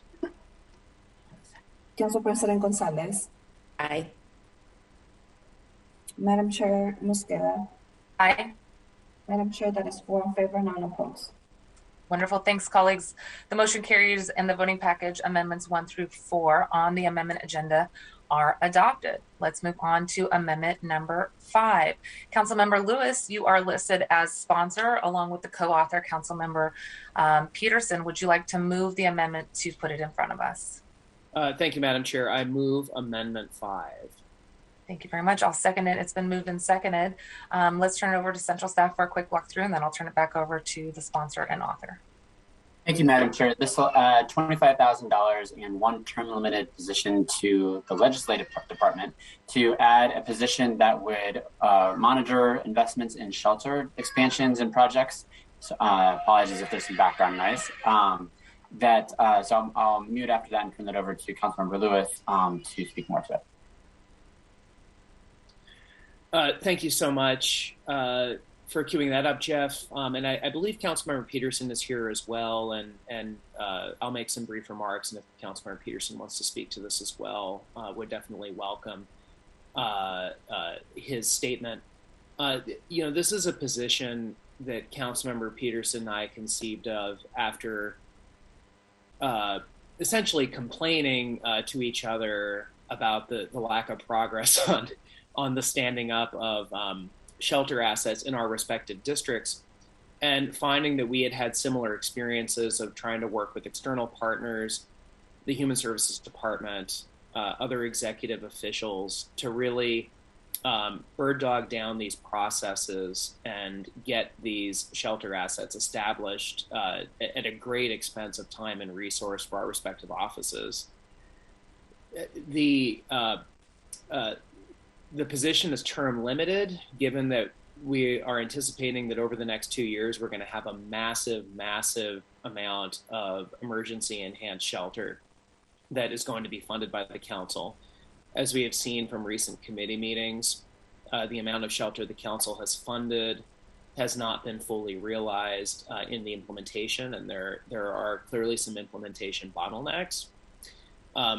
This position can be an asset for all 9 council offices to help organize the process for running down those shelter assets as a committee resource for the Select Committee on Homelessness, which is a committee of the whole, can help council members in their respective districts to organize around queuing up all of the external and internal partners necessary to get these processes nailed down, which can include things like running down SEPA review, which has been an ongoing issue,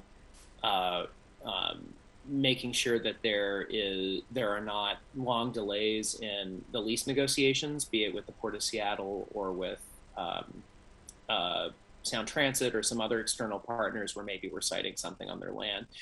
So, this really is trying to take what I believe is a full FTE of oversight work that has been done across multiple council offices and aggregate it into one position that would be term limited for the pendency of getting these thousands of additional shelter units stood up, at which point that position would expire. So totally acknowledge the uniqueness of the position, totally acknowledge it sort of falls into a weird categorization, but this is a weird issue that clearly needs to be sped up. And I have no doubt that without Councilmember Peterson's efforts, for example, essentially doing some of the duties of what this position would be, that university district tiny house village opening would be delayed still further. So I think there is value in a position like this. It's a fairly modest increase that could have a big impact. And with that, I would give it to Councilmember Peterson to make some remarks. Thank you, Councilmember Lewis. Councilmember Peterson, welcome, and thanks again for being here with us today. I know you popped into the meetings a few times in the last month or two. Did you have anything else you'd like to add as the author along with Councilmember Lewis? Thank you, Chair Mosqueda, and thank you for the invitation to the meeting today. Since I'm not on the Finance Committee, I really appreciate this opportunity to speak to this amendment. Councilmember Lewis has articulated the amendment well, and as we start to as we're trying to think outside the box on how to more quickly stand up these emergency response interventions, we are working with agencies outside of city government. And it really does require a daily monitoring of the projects to know where they're stuck and to figure out who to notify so that we can keep the project moving. We're really grateful for Sound Transit, for the Port of Seattle, et cetera, for working with us to think outside the box and find sites to locate tiny home villages, for example, so we can get people into housing and into shelter. Central staff does a great job on the policy level tracking of this for us on the budget level and even project level. It's just this required, we both experience this where it really required daily follow-up and monitoring to make sure these were stood up faster. And since this position is unique because it's really just during the declared homelessness emergency, it's a temporary position, it's for a committee of the whole, it's serving all 9 of us, and it's really administrative in nature and just tracking this, and it helps us to move the ball forward. This is really what it took. As Councilmember Lewis said, the project in the university district would be further delayed if we weren't following up in this manner. So it'll really help everybody out. It's a small sum. It's just another small but vital way we can show that we're treating the homelessness emergency with the urgency it deserves. Thank you. Thank you, Councilmember Peterson. Are there questions, colleagues? Questions or comments from our other committee members? Councilmember Herbold, please go ahead. This is a question for central staff, if Jeff is available. I was just wondering, could you let us know whether or not the position as described here differs from the duties of central staff, not in the development of policy, but in assisting council in the implementation of policy that we have enacted? Dan, do you want me to respond, or do you want to take that? I apologize. I did not fully hear the question. Okay, I can field it for now and let Dan chime in. The question was about the differences between the position that, at least in regard to homelessness, I currently serve versus how this position would function. For example, right now, central staff, in case of HSD, it's Amy and me, are following up with HSD in a generalized way on a quarterly basis to understand the implementation of council ads. So if there was a $100,000 investment for something, we would check in shortly after contracts should have been completed to get it, usually in like early March, to get an understanding of if that contract is out, who won it, or the process that is underway if it's an RFP. And then we'll do 2 or 3 more check-ins throughout the year. And then as needed, we also will do a more deep dive into specific projects. If there's a specific issue that we've been asked to follow up on, or for example, with the investment that the council has made with tiny home villages using the Seattle Rescue Plan dollars, I've been asked to stay on top of when the RFP to award a new contract to operate tiny home villages is issued, when it closes, things along those lines. But this position, as I understand its vision, would be much more of a day-to-day checking in with HSD on what is the status of the, or FAS, or the relevant department, but probably one of those two, on the relevant steps, and would likely also engage, for example, with the Port Authority or Sound Transit, talking to them about issues related to finalizing that lease. That's as far as I'm aware of. Those are the types of things that were being done by Councilmember Lewis and Councilmember Peterson's staff over the course of the last couple months, to have a really firm understanding of specifics. And that there was a more day-to-day checking in, like what happened today, what happens tomorrow, where is the secret forms at, when will we begin the period, and things along those lines. Dan, you've actually had more conversation about this than me, so maybe you could chime in if I've mischaracterized anything. No, I think that that is consistent with what I have heard described for the position. I would, I guess, further differentiate the work that this new position would do from the work of central staff in that this position would not be expected to, first of all, report to the central staff director or be part of central staff. It is a legislative assistant position. The rate of pay would be consistent with the legislative assistant classification. The reporting would happen as provided in the matrix on your screen. This position would report directly to the chair of the Select Committee on Homelessness Strategies and Investments. The work, as Jeff has described, would be to be a liaison and sort of consistent point of contact to track the progress of the work that the executive has been doing and effectively report on that information to the chair and to the members of the select committee, which of course are all 9 members of the Seattle City Council. I think that's all I wanted to add. Thank you. Thank you. I did not understand that this position would not be within central staff and would essentially be another LA that would report to Councilmember Lewis. So I appreciate that level of clarity. Wait, I'm going to call on Council President, and then I think we're going to call the question. So on that last point, how is that even legally possible if we're only by ordinance allowed to have 4 legislative aides? I believe I can answer that question, Council President.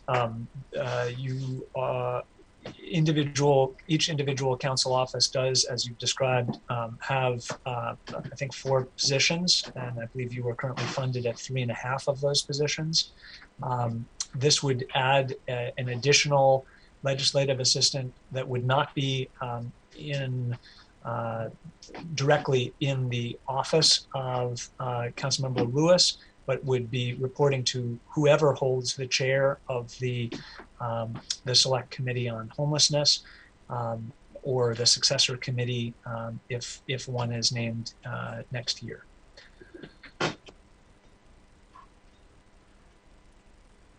I'm not finding that to be persuasive, and I think it seems to me to be a workaround of the potential desire and need to fully fund the 4th legislative aide position in each council member office that is authorized by ordinance to exist, but that we have not adequately funded.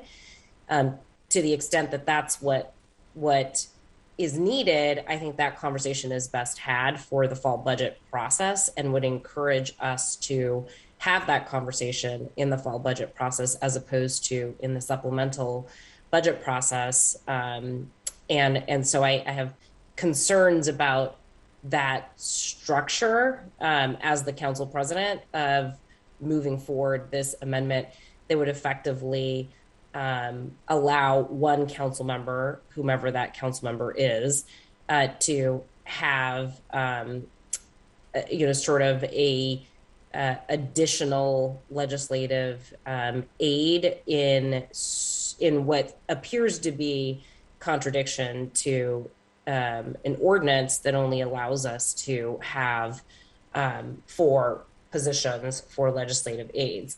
I'll also say that the structure as currently presented is a bit odd in the sense that select committees are not regular committees. They're special committees that can go away and do oftentimes go away at the end of the 2-year term. And so I'm concerned about sort of where this person is going to float to should this amendment pass. And so I think there's a lot of unknown questions about how the organization is being structured. Additionally, I think just as context, I think it's important for us to look at the ongoing resource needs of the legislative department as a whole. And I think that this particular amendment is being offered in the spirit of acknowledging that there are resource and capacity limitations to the work that we are continuing to do as a city council and a legislative department. Again, I think those are issues that very much need to be taken up and evaluated and discussed and deliberated during our fall budget process. And I will just sort of share for context that in 2021, the legislative department took a more than $780,000 budget cut to our overall budget. And it's going to take pretty significant funding increase to simply restore our department to what was our prior funding level. And I think that the need that is being expressed by Councilmember Peterson and Councilmember Lewis is reflective of the impacts related to that significant budget cut that the department had to take last year in order to be responsive to the economic crisis that was facing our city and to free up funding for the needs of our constituents. But again, I think that there are a lot of pressing budget needs, including vacant and unfunded positions within the legislative department that need to be addressed first in the 22 budget process. And so I would encourage us to consider these kinds of amendments that have impacts on the legislative department functioning, resource, and capacity to occur in our fall budget process, which is about to get underway in the next 4 weeks. I'll also say that I think that the budget amount of $75,000 for a temporary staffer, unfortunately, sets this up in a way that I'm not sure we're going to be able to find the talent needed to be able to actually fulfill the responsibilities that are being described by the sponsor and the author. And so again, I am not denying that there may be a need to increase the capacity of central staff as it relates to the work that we are required to do in the space of homelessness services. But I would encourage us to make those decisions in the full context of what the central staff and the full legislative department need to get us back to that baseline. And there are other unfunded vacant positions within central staff that we have been holding off on filling, and this proposal is in direct competition with those pre-existing needs. Thank you, Council President. Colleagues, I am going to call the question on amendment number 5. I want to thank the author, Councilmember Peterson. I want to thank the sponsor, Councilmember Lewis. Thank you for walking us through the rationale behind the proposed amendment.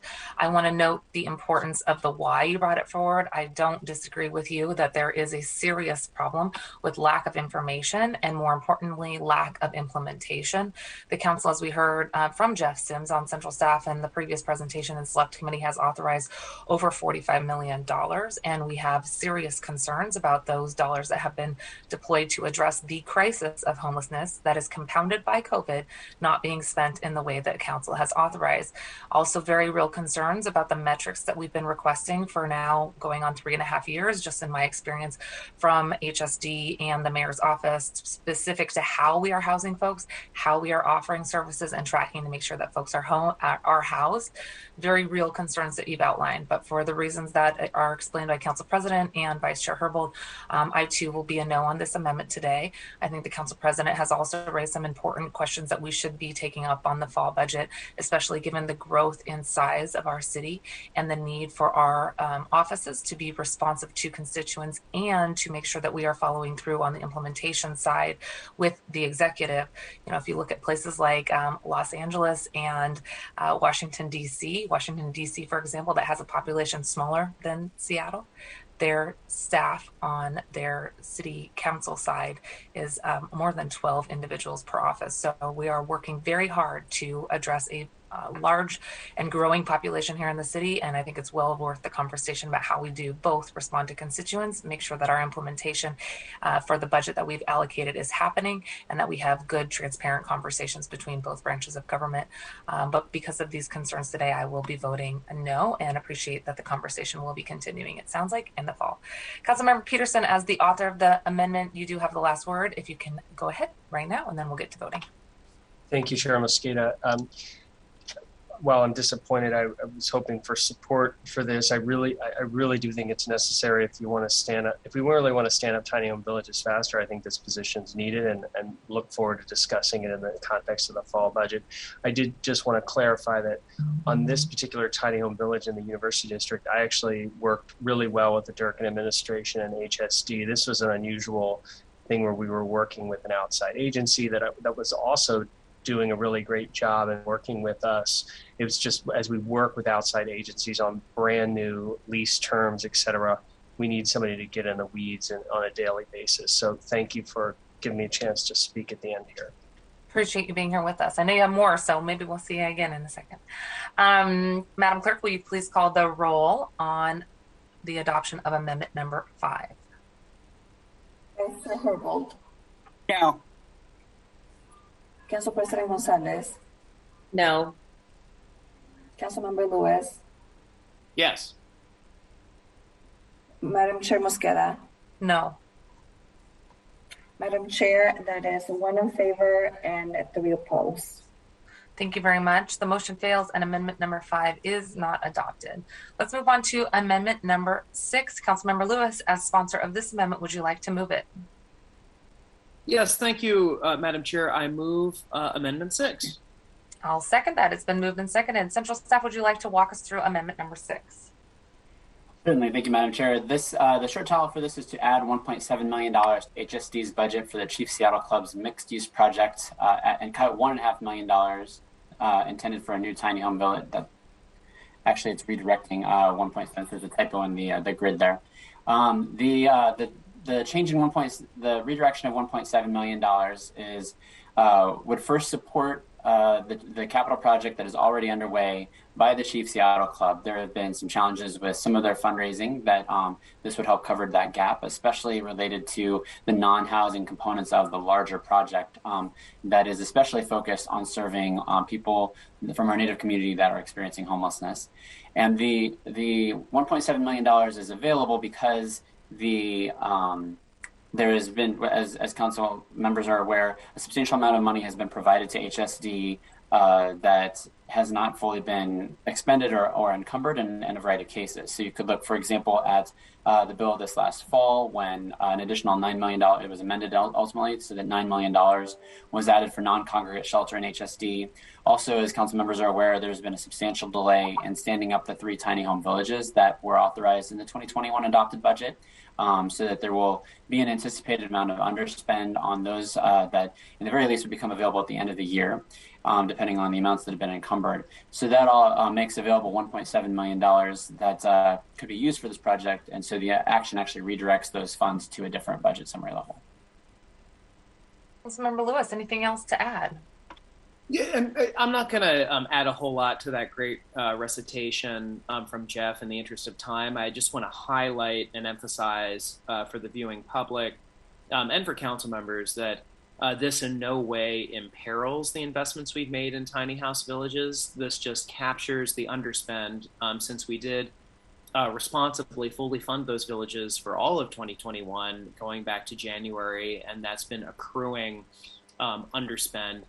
This is a way we can deploy that one-time money to really, really assist a very impactful organization in Seattle that, as we're all aware, provides great services and programming for the Native community in the city. And I really look forward to just supporting this, passing it. But rest assured, the 3 tiny house villages will still be fully funded when they become operational in October or so. So there is sufficient money to realize those investments. Excellent. Thank you very much. I'm not seeing any additional hands or questions. Oh, excuse me. Central staff, Jeff Sims, please go ahead.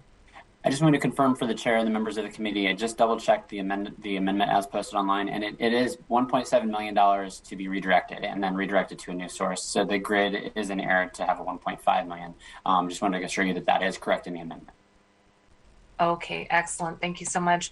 And Councilmember Lewis, I am going to be supporting this amendment today. Thank you for your work on this, and we'll continue to track with you the creation of all of the tiny house villages that we have fully funded in last year's budget and earlier this year with your leadership. Madam Clerk, I am not seeing any additional hands. Could you please call the roll on the adoption of amendment number 6? Vice Chair Herbold. Yes. Council President Gonzalez. Aye. Councilmember Lewis. Yes.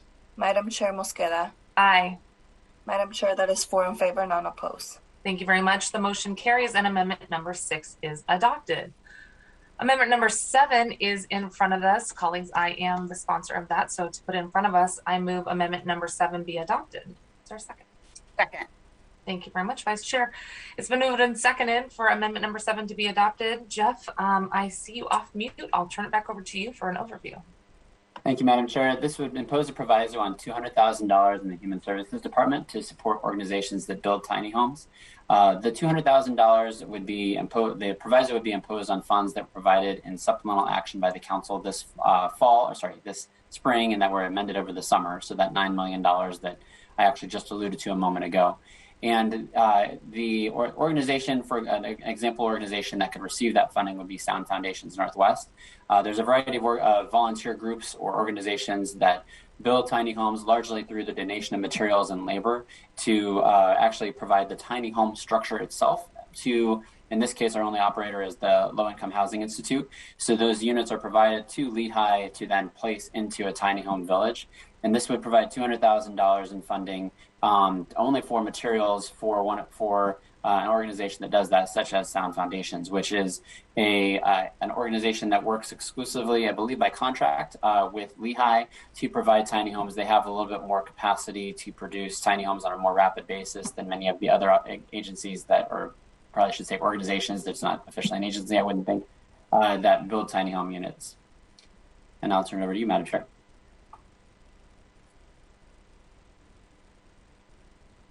Thank you very much, Jeff. I appreciate the walkthrough.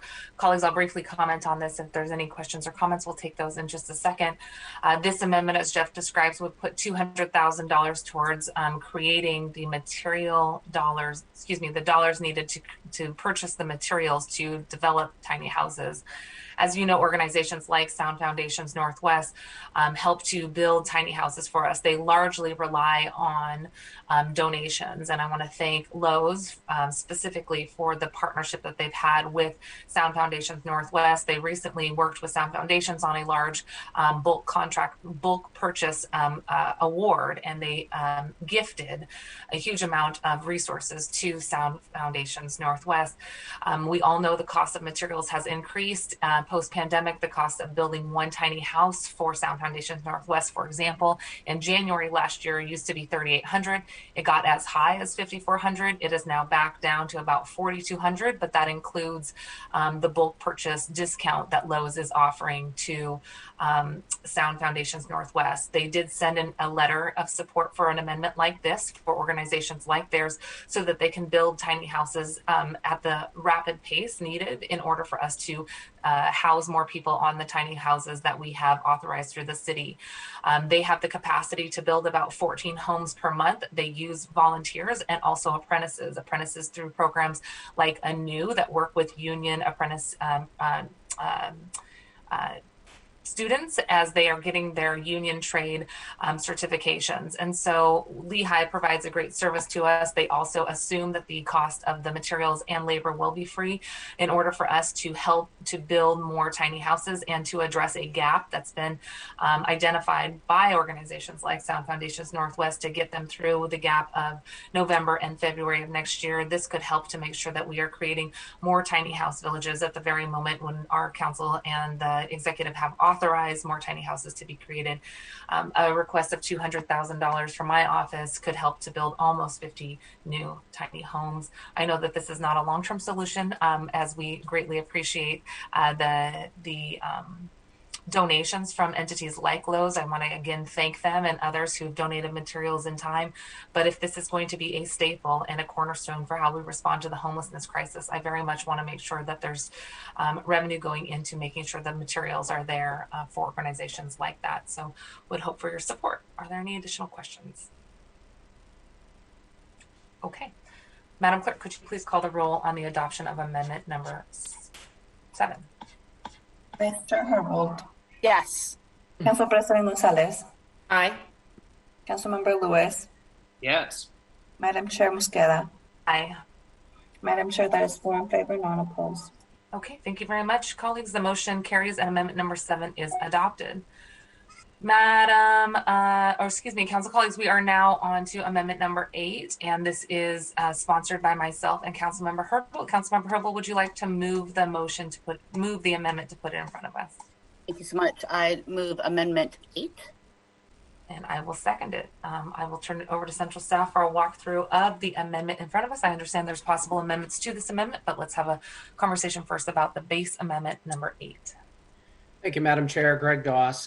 This is going to be a little bit lengthier than the previous presentations, but I'll try to keep it as succinct as best as I possibly can. As you recall, Allie and I briefed you at the last Finance and Housing Committee about the $15 million in salary savings that SPD has accrued due to unexpected officer separations. You'll recall that the department had sent to Allie and me a letter that had identified a preferred spending plan for that $15 million. As members know, that $15 million, the mayor had proposed that $1.54 million of it would go to a community safety investment plan that she had proposed, which would include Triage 1, a dispatch protocol system, and an investment in the Peacekeepers Collective. The rest of the funding would remain in SPD and be redirected for a variety of different purposes. SPD's budget letter can be found in Attachment A to Amendment 8, and it lists all of the various expenditures that the department had hoped to make. Those can be found in a table at the very end of the SPD letter. Amendment 8 would start out by cutting from SPD's budget $5.2 million. That amount would include the $1.54 million that the mayor had recommended for the community safety investments. So that would be for the Triage 1 dispatch protocol system and the Peacekeepers Collective. That would also include investments that would be made, $3 million to extend community safety and capacity building service contracts that would be fulfilled by community organizations. $500,000 that would go to finance and administrative services to address SPD evidence storage capacity issues by allowing for the leasing of additional evidence storage space. $50,000 to Seattle IT for a public disclosure position to perform email searches such as Seattle IT does for other departments. And then a cut of $68,000 that would revert to the general fund for future spending. And this amount reflects salary savings that would otherwise have been spent by the department for a position that would provide pre-basic law enforcement academy training. And so that would be a program that the chief would start up where recruits would receive training for a month or so before they went to the academy. And that position is cut by this amendment.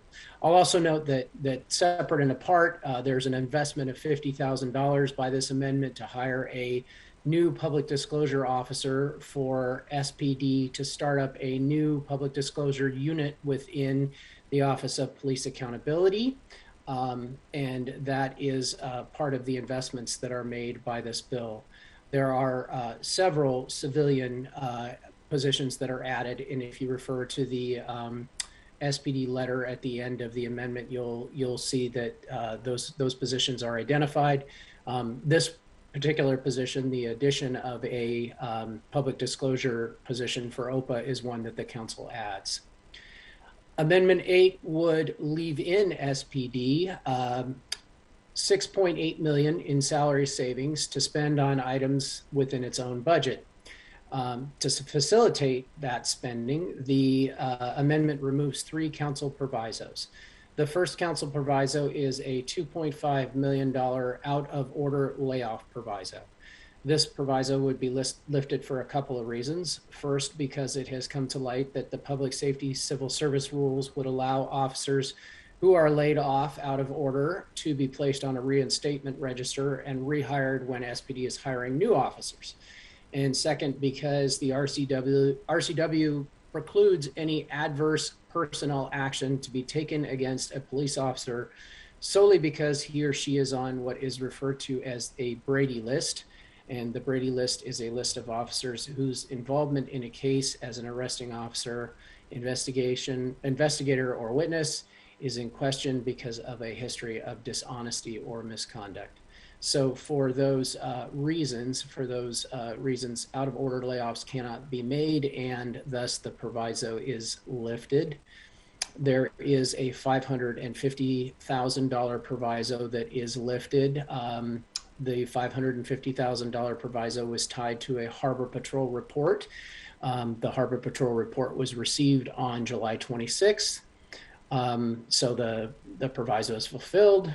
There is a $5 million proviso that was tied to salary savings in the department. It was holding salary savings. In the event that such savings was accrued, then the council would have the ability to repurpose that savings later. That occurred, and that's what this amendment is doing. This amendment includes an intent statement that acknowledges that SPD may spend the remaining $6.8 million that is left in its budget on several specific items that are identified in its letter. So again, if you go to the SPD budget letter at the end of the amendment, you'll see a list of things that the department would spend its money on. The intent section identifies a number of those specific items. The intent section does not identify all of those items, nor is there enough funding remaining in SPD to cover or pay for all of those items. If SPD funds or pays for all of the items that are expressed in the intent section of this amendment, they will have left over $3.3 million to cover the things that are not expressed in the intent section of this amendment. And so I'm going to talk about the things that are not expressed in the intent section of this amendment. And those are $2.25 million in technology investments, $120,000 for a new CSO squad. The intent section of the amendment acknowledges an investment of $1.5 million for special event overtime, and it transfers $1.5 million, the amendment does, from salary savings BSLs to the BSLs that would spend the money for event overtime.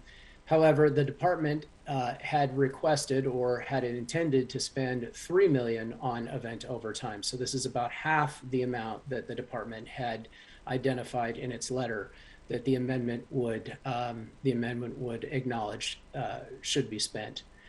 And then there are other items that are on the department's list that are not in the intent section. 2 items in specific that the department could not move forward with anyways. These are items that would require future council authority. One of them is $2.5 million that could be spent on COVID-related compensation, but that would be subject to the city's bargaining process. And then the other would be $520,000 that could be spent on providing hiring bonuses to new recruits and lateral hires. So with all of those items I just mentioned, the department again would have about 3.3 million items to spread amongst them. I know that this is a lot, so if it would help to have a visual, I do have a table that goes over it, or I am just available for questions right now, whatever the chair and council members would prefer. Greg, thank you so much for walking us through that. Why don't you go ahead and put the table on the screen? I'll say a few comments and then turn it over to Councilmember Herbold as co-sponsor on this. And then we'll see if there's other council members who have questions and comments before we consider any amendments to this amendment. I do want to say thank you, Greg, for your work on this amendment, and I want to thank Councilmember Herbold for your longstanding efforts to try to advance some of these investments and your leadership on these pieces. I'm proud of this amendment in front of us. I think that Amendment 8 represents a meeting of the minds, a meeting of the goals announced by the mayor's recently announced package around public safety, and also maintains important investments into scaling community public safety programs, as we heard about during public comment today. It makes sure that we have a balance. If we invest in programs like Triage 1, then we also must make sure, according to frontline firefighters, that there is a landing place for these folks to go to, so that there's true referrals into community stabilization programs, that there's social workers and case managers, that there's housing placement coordinators and chemical dependency professionals, and that these public safety community contracts that we have invested in are able to be extended from a year and a half to the full 2 years, as has been requested by community partners. We want to do that both and. We want to do the both and in terms of making sure that we're investing in the civil service positions that have been already explicitly authorized in terms of existing positions, and that we're also making sure that we're expanding efforts to recognize the need to address public health and safety concerns that have come up, especially in the last year and a half.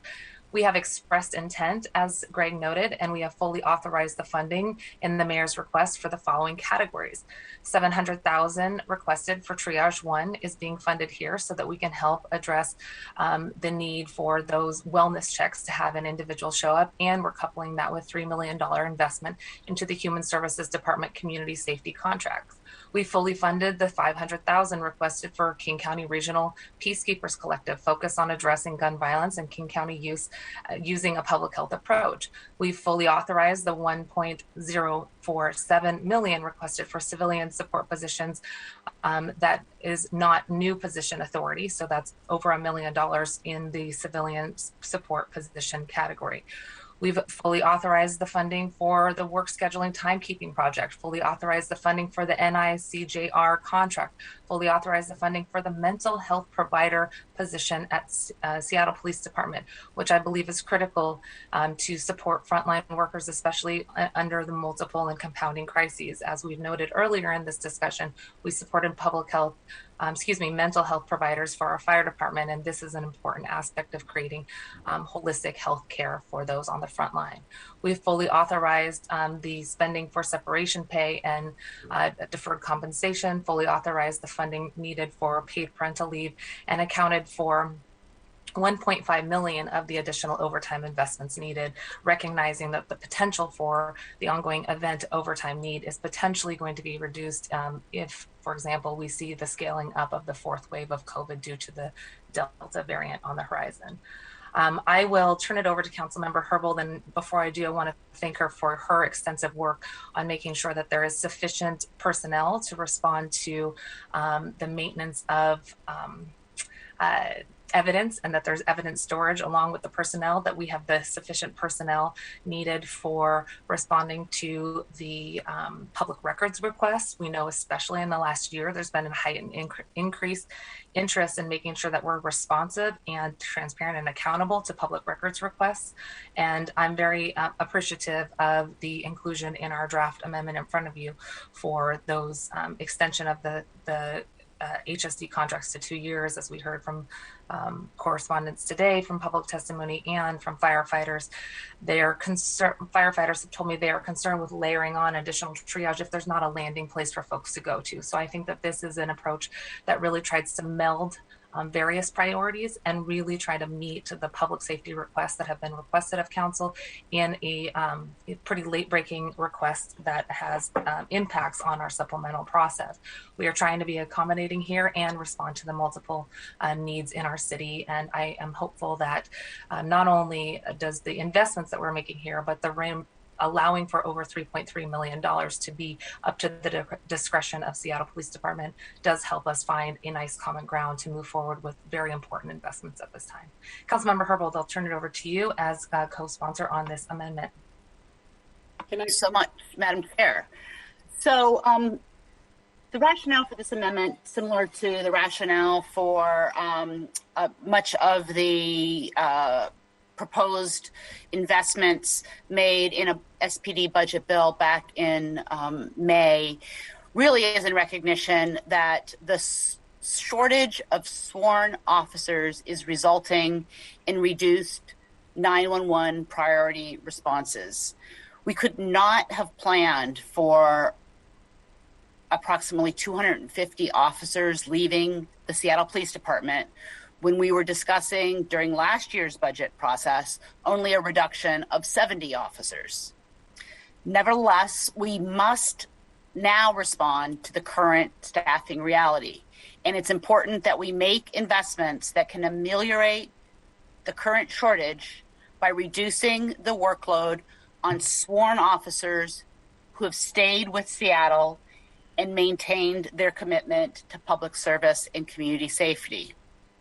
So this amendment includes funding civilian positions such as community service officers, crime prevention coordinators.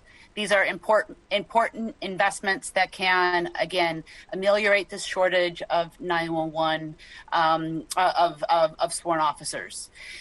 It includes funding for background checks and with a third party. This can accelerate the hiring process for all SPD employees, both sworn officers and civilian. It provides funding for the Nick Jr. contract for work on analyzing call data in conjunction with reimagining policing work. And this is integral to our efforts to, again, further reduce the footprint for SPD officers, sworn officers, and to increase our investments in community safety alternative response.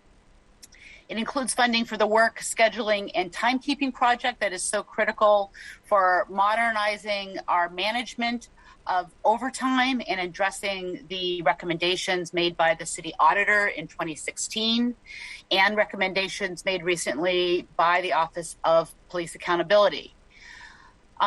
It also, as Madam Chair referenced, it includes funding for the Community Safety Communication Center protocol system for the 911 dispatch. This, in the last couple weeks, the executive has announced, as part of the reimagining work, a new Triage 1 program. In order for this Triage 1 program to work, we need this protocol system to ensure that there's a more consistent ability to refer calls that do not need either sworn officers or Health One response. It is critical to ensuring that call takers have the training to ensure the best response as we embrace these alternatives. It also includes $500,000 for the Regional Peacekeepers Collective. Work to prevent gun violence is critically important right now. The mayor had announced an intention to provide funding in 2022. I did not want to wait to provide funding for this effort, and that's why I announced several weeks ago my intention through the second quarter supplemental to provide funding for this investment, as well as a protocol system investment. We are also including in here an additional tranche of funding for Triage 1. I mentioned the protocol dispatch. This is actually for the implementation of Triage 1, setting aside some dollars again, to respond to the call analysis commissioned by the Seattle Police Department for calls that do not require a first response from sworn officers, and reduce the need for sworn officers to respond to those calls, thus freeing up their time to respond to the calls that only they can respond to. The package also includes $1.5 million in additional overtime.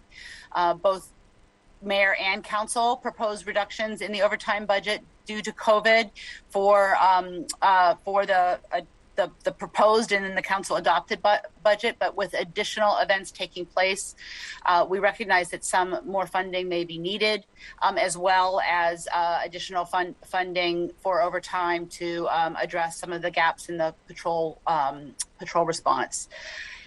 We also have included, as Madam Chair mentioned, funding for evidence storage as recommended by the Inspector General, and funding for additional police disclosure response. These are also items that were included in the May budget bill that we had discussed. I want to just real quickly touch on the proposed funding in this particular bill, in this particular amendment for the HSD community safety investments. There's a recommendation for $3 million and uses funds from SPD to fund these HSD community safety investments. Given that we received an economic forecast update earlier in this meeting, and that CBO is forecasting additional $53 million in general fund revenue for 2021. There may be an alternative source of funds for this investment, and we could consider approving funding for the Human Services Department community safety separately from this amendment, and just want to put that out there. I am hoping that we can move forward with acting on this amendment and the two amendments to the amendment, but just putting out that there may be some interest in doing some additional work on this legislation between now and full council vote. Thank you. Thank you, Madam Vice President. Vice Chair. Just got used to saying Vice President, Madam Vice President. So, colleagues, that is a summary of the amendment in front of us. Councilmember Herbold has alluded to two amendments that she has on this base amendment. Are there any questions before we consider her amendments number 1 or 2? Okay, Councilmember Herbold, I'm not seeing any questions right now. Why don't you go ahead and describe amendment number, do you need to move that? I think you need to move it first. Okay. Do you want to move amendment number 1? Thank you. I move Amendment 1 to Amendment 8. For the purposes of discussion, I will second that. Thank you. So Greg, in his overview, referenced the SPD requested $2.25 million for technology investments. Just want to reference the letter that we received from Chief Diaz yesterday evening. I know many of us had the question of why these investments were not in the proposed 2021 budget. Chief Diaz response to that question was, as the police department assessed the mayor's executive order on reimagining public safety, as well as the new federal monitor's plan for continued oversight, it was clear that we would need to continue to enhance several technology solutions and tools. SPD had been working on scoping a plan for significantly enhancing the data analytics platform, a platform that was critical to demonstrating initial compliance with the consent decree and integral to sustaining its commitment to define best practices in the science of reporting, monitoring, and analyzing officer and department performance. All of these factors, along with the new reality around public expectations for public safety, were not fully available to be considered in early 2021 budget actions. And so the investments are broken up among a number of different components, some for the data analytics platform, as Greg has described it in prior meetings as the box. And maybe he can give us a little bit more texture on why that's important. There's a $630,000 for a capacity planning tool, $290,000 for the innovation blueprint, and $320,000 for officer wellness and supervision. The upgraded app again will allow for increased efficiency and processing capacity necessary to support existing functionality and future use, including disparate impact monitoring. and also will assist in monitoring in a way that is consistent with council expectations and city auditor recommendations as it relates to overtime. The capacity planning tool works to evaluate staffing based on demand for response and calculate staffing requirements and determines a future state based on scenarios such as 911 alternative response.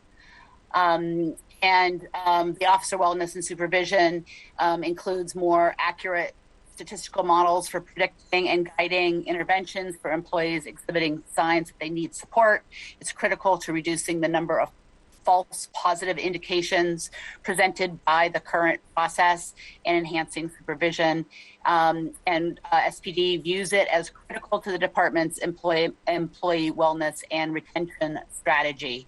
Again, it is in order to support the officer wellness and supervision intervention, the DAP upgrade is sort of necessary to basically house this statistical model. Thank you, Councilmember Herbold. Thank you, Vice Chair.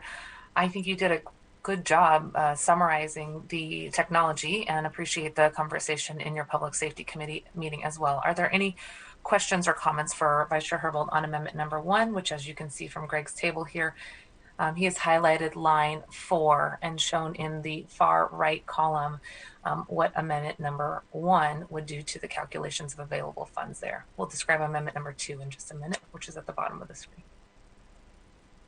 Vice Chair Herbold, I'm not seeing any questions or comments on this. I will go ahead and call the question.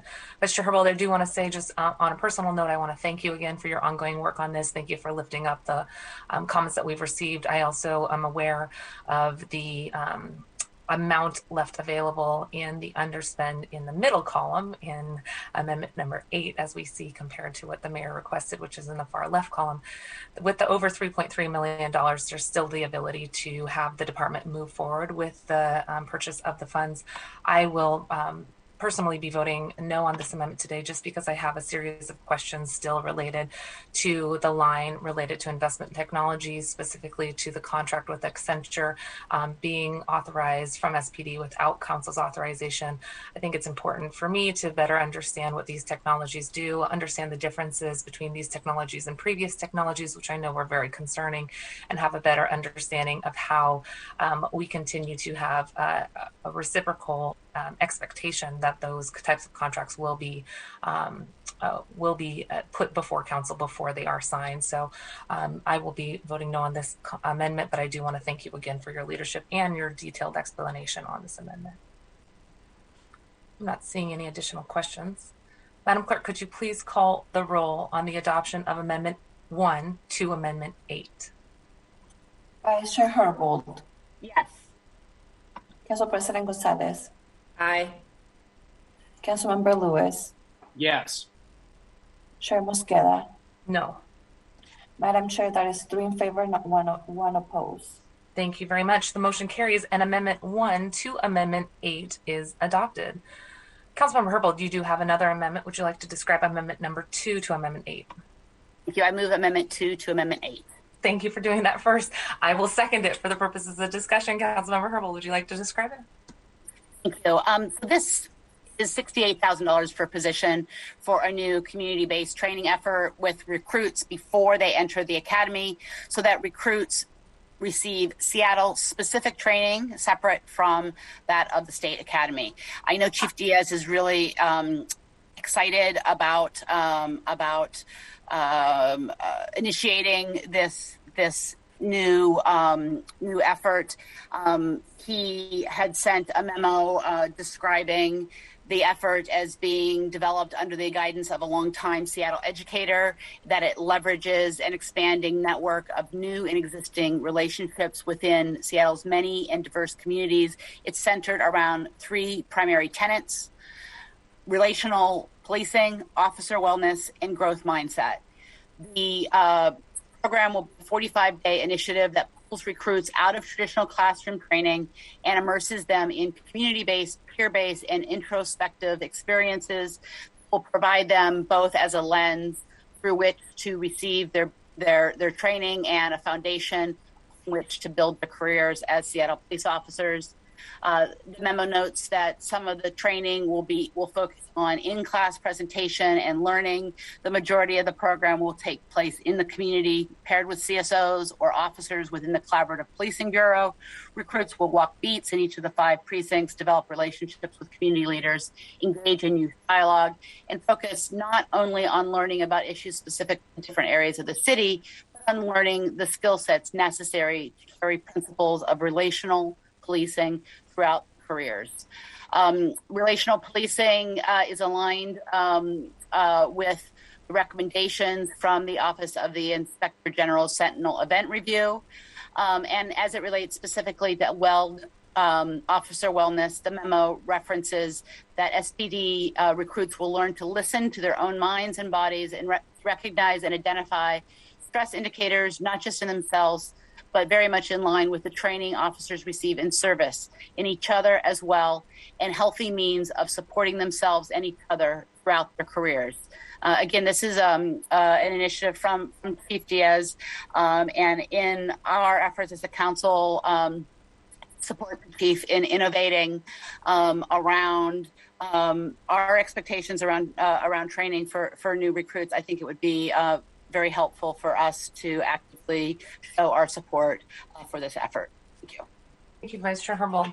Are there any additional comments or questions on Amendment 2 to Amendment number 8? Okay, I am not seeing any. Greg, I should have asked you, did you have anything else you'd like to add on this amendment?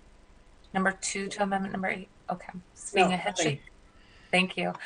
Comprehensive analysis from Council Member Herbold, who has been in the weeds on this. I also want to thank the chief who did send around a letter to the Chair of Public Safety, Councilmember Herbold, that was received on August 13th. It is included as an attachment to Amendment number 2 to Amendment number 8. One of the things that I was trying to assess is whether or not this position would be better housed at an entity like the new Community Safety Communications Center, the new department that Councilmember Herbold really led the effort on, especially given the first paragraph at the bottom of page 1, which talks about this position really focusing on relational policing.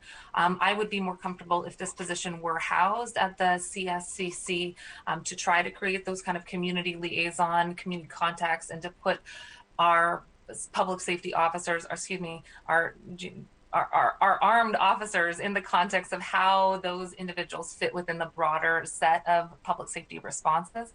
I think that I would be more comfortable if it was situated there. I see the amendment in front of us today doesn't attempt to try to move that. I know that this is a priority for the chief, and that's probably why I see the council member nodding. So with that, appreciate the emphasis on trying to have that early sort of identification of potentially problematic behaviors, or trying to maybe have a better understanding of how policing fits in with community-oriented solutions. Again, I would be more comfortable if it was at CSCC. So today I will be a no on this, but look forward to having future conversations if this does hang about the role that this position will fulfill and how it connects to those community partners and the new department, CSCC. I'm not seeing any additional comments. Okay. Madam Clerk, could you please call the roll on the adoption of Amendment 2 to Amendment number 8? Mr. Herbold. Yes. Council President Gonzalez. Aye. Councilmember Lewis. Yes. Chair Mosqueda. No. Madam Chair, that is 3 in favor, 1 opposed.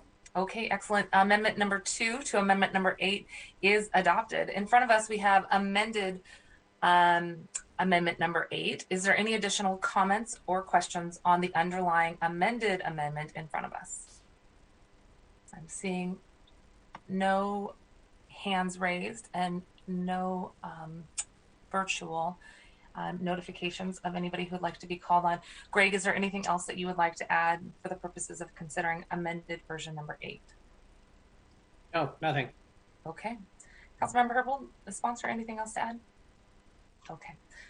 Okay, colleagues, I will go ahead and call the roll on the adoption of amended version number 8. Vice Chair Herbold. Yes. Council President Gonzalez. Aye. Councilmember Lewis. Yes. Chair Mosqueda. Aye. Madam Chair, that is 4 in favor, none opposed.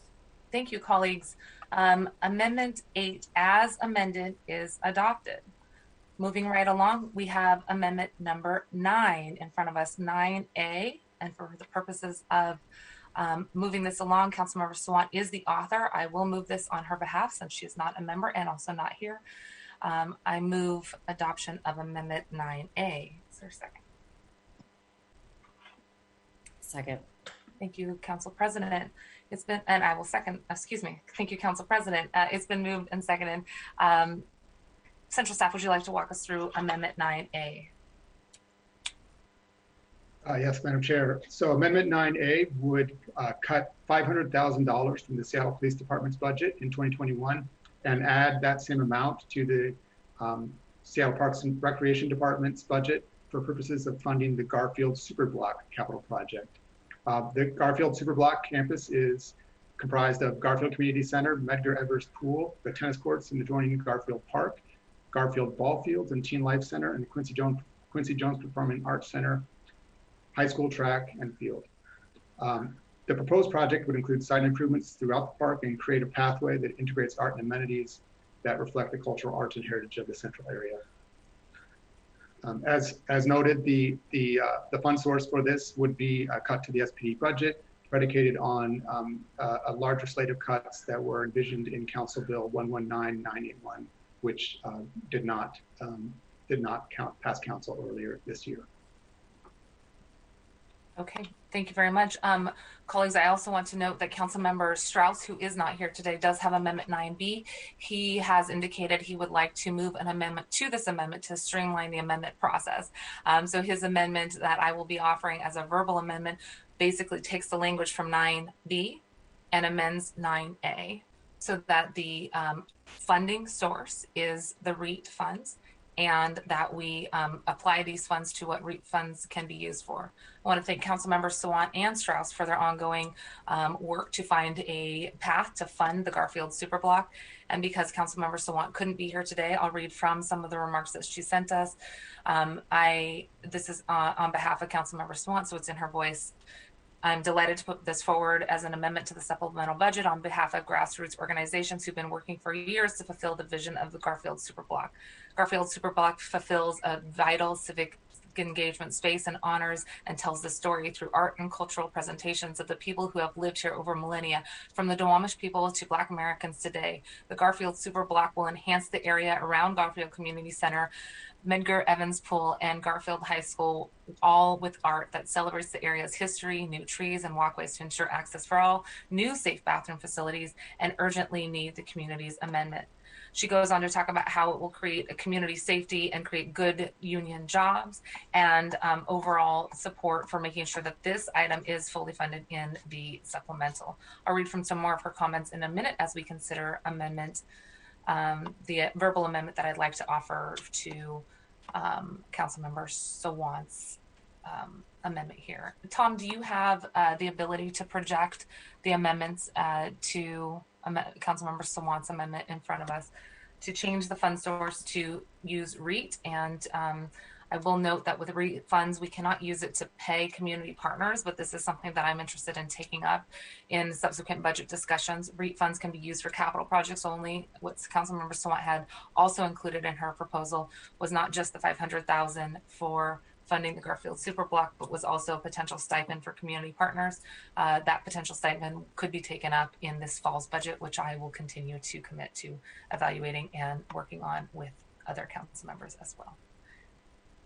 So, Madam Chair, I have on screen, I believe, if you could confirm for me that you're seeing the amendment, the original Amendment 9A with strike through language reflecting the verbal amendment that you're making to change the funding source from the Seattle Police Department to REAP funds and to revise the effects statement accordingly.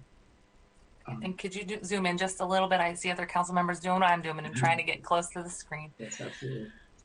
Colleagues, I would like to move verbal amendment number 1 to amendment 9A to accomplish what central staff have just described, changing the fund source from SPD to use REAP funds and addressing the stipend for community partners not in this bill, which I have noted would be addressed later. Is there a second? Second.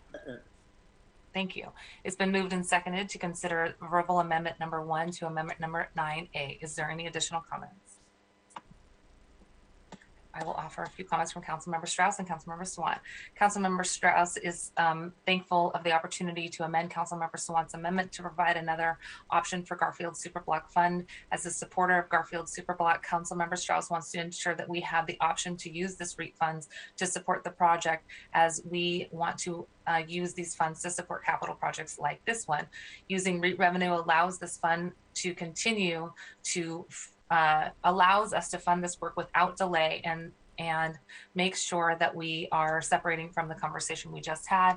He's interested in supporting ongoing community participation as well in the ongoing budget conversation. Councilmember Sawant notes, with the growing momentum around the call for the Garfield Superblock, she's not surprised that another amendment was put forward to fund this project. Councilmember Strauss's amendment would provide the same level of funding, $500,000 to the Garfield Superblock funds with the REAP excess funds, and not from the police department. The Garfield community members and her believe that the option to take the money from oversized military department is important, but also believe that any proposal for $500,000 for the Garfield Superblock is a victory, one for the working people in the Central District. That's why she is continuing to support either of the amendments brought forward in committee today. With that, I will be supportive as well. Madam Clerk, could you please call the roll on the adoption of Amendment 1 to Amendment 9A? Vice Chair Herbold. Yes. Council President Gonzalez. Aye. Councilmember Lewis. Yes. Chair Mosqueda. Aye. Madam Chair, that is 4 in favor, none opposed. Thank you very much. Amendment 1 to Amendment 9A has passed. Is there any additional comments before we consider amended version 9A? Seeing none, Madam Clerk, could you please call the roll on amended version 9A? Vice Chair Herbold. Yes. Council President Gonzalez. Aye. Councilmember Lewis. Yes. Chair Mosqueda. Aye. Madam Chair, that is 4 in favor, none opposed. Thank you very much. Council members, Amendment 1 to Amendment 9A is adopted. Thank you very much to Councilmember Sawant and Councilmember Strauss for their work on this. We are almost through our full amendment package. Council colleagues, could we please make note that Councilmember Strauss is pulling Amendment 9B. That moves us on to Amendment 10. Council members, Peterson, I believe you are still with us. Thank you for being with us for this little mini marathon here. You are the author and I am the chair, excuse me, I am the sponsor. And I will go ahead and move this on your behalf. Council colleagues, I move amendment number 10. Is there a second? Okay, last one more time. Council colleagues. Second. Okay, wonderful. It's been moved and seconded. I'll turn it over to central staff to walk us through this amendment, and then I will turn it to the author, Councilmember Peterson. Thank you, Madam Chair. This amendment would add 1 FTE crime prevention coordinator to the Seattle Police Department. The position would work with community and personnel from North Precinct for purposes of reducing and preventing crime. The SPD currently has 6 funded CPC positions, 1 assigned to each precinct and an Asian liaison. The existing North Precinct CPC position is currently vacant, and the department is in process of hiring that position. The department would use the candidate pool that they developed for the vacancy to hire the second new position. Councilmember Peterson, who's the author, requests that the department use salary savings from civilian position savings in SPD available due to the delayed hiring of North Precinct crime prevention coordinator positions in 2021. Further, the intent statement suggests that the council expects the position would be included and funded in the mayor's proposed 2022 budget, which is under development now. Excellent, thank you. Councilmember Peterson, as author, would you like to speak to this? Thank you, Chair Mosqueda, and thanks again for the invitation to attend to speak to this particular amendment. And this is something that we've seen over the past year or so is an increased number of requests from constituents and small businesses to hear from their civilian crime prevention coordinator. Unfortunately, that position was unfilled for over a year. There's a huge backlog of requests from residents and small businesses to get this technical assistance and advice and support from this civilian position. So also the North Precinct is 40% of the city's geography. So it's literally twice as large as any other precinct. So it warrants a second position as well. So again, as we seek to expand alternative approaches, the crime prevention coordinator is already a proven civilian response to help prevent crime upstream. And we would like to see this expanded in the North Precinct, which, because of its size and the fact that we haven't had one for over a year. Thank you. Thank you for your work on this amendment. Colleagues, are there any questions or comments on amendment number 10? Please go ahead, Vice Chair Herbold. Thank you, and my apologies. So this amendment, does it add funding or does it only add the second position? The pocket. I'm happy to start a response, and then Tom can apply his expertise. The idea is that there was savings because they have not been paying a crime prevention coordinator in the North Precinct for the entire year of 2021. Right. So it would help us. There would be enough funding to get that position for the end of this year. But in terms of the pocket, Tom would have to answer that. That is correct. So the actual amendment itself just does add the pocket. The funding is assumed in the current base budget right now. Thank you. Appreciate that. I'm supportive. Thank you. Can I ask a follow-up question on that? Adds a pocket. So is this new position authority? Yes, correct. Okay. Okay, great. Are there any additional comments or questions? Okay. Councilmember Peterson, I'll make a few comments and then I'll turn over to you as author. If you have any closing comments, of course, that's welcome. I appreciate you bringing this forward here today. I think that from my perspective today, for the crime prevention coordinators, we know that SPD already has 6 funded SPD positions, 1 assigned to each of the precincts and a central a CID liaison position. I think that means that we have sufficiently engaged in trying to speed up the hiring in these areas, and notably already hiring somebody for the North Precinct. I am concerned at this point with adding new position authority and look forward to the discussion in the fall about whether or not there is new position authority necessary in various places, and to see how we can continue to move individuals who are non-sworn to places like SCCC. But for today, I will be a no on this, but I want to thank you for your work and appreciate you offering this up today in the same spirit that we are all interested in trying to address this from multiple angles. Councilmember Peterson, anything else you'd like to add? Thank you, Chair Mosqueda. I appreciate your perspective as budget chair to think big picture like that. And I'm trying to advocate for my constituents and the requests we've been getting over the past year, and try to get this civilian position out in the field to help people prevent crime, and just feel that if we don't have it funded, we're going to continue to have a huge backlog and not be able to have that crime prevention on the ground in what is a precinct that is twice as large as every other precinct. Thank you. Thank you very much. Madam Clerk, could you please call the roll on the adoption of amendment number 10? Mr. Herbold. Yes. Council President Gonzalez. Aye. Councilmember Lewis. Yes. Madam Chair. No. Madam Chair, that is 3 in favor, 1 opposed. Okay, great. Thank you very much, Madam Clerk. Amendment number 10 is adopted. And thank you again, Councilmember Peterson. Okay, let's move on to the last amendment here, amendment number 11.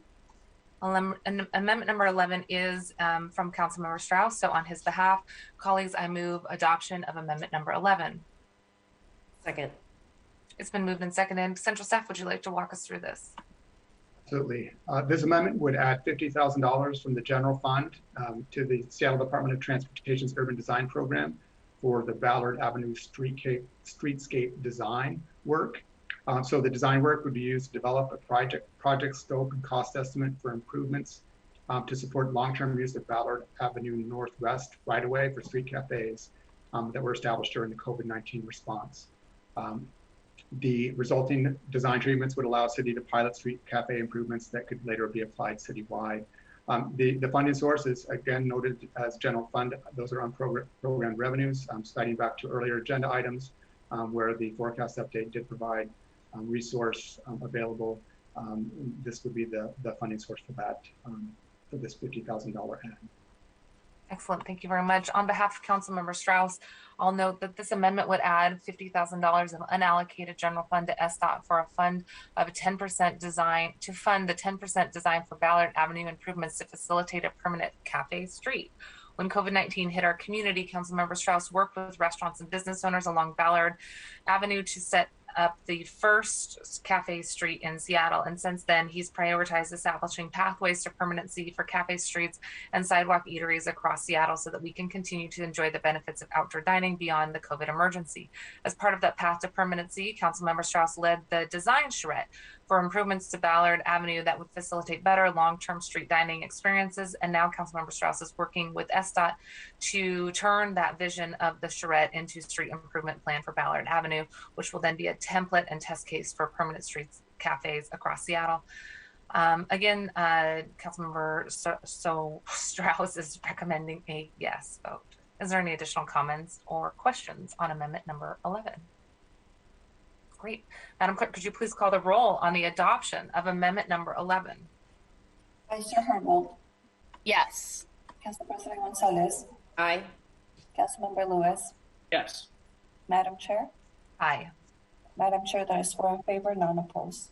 Thank you very much, Madam Clerk. Amendment number 11 is adopted. Colleagues, that is the end of our amendments package in front of us.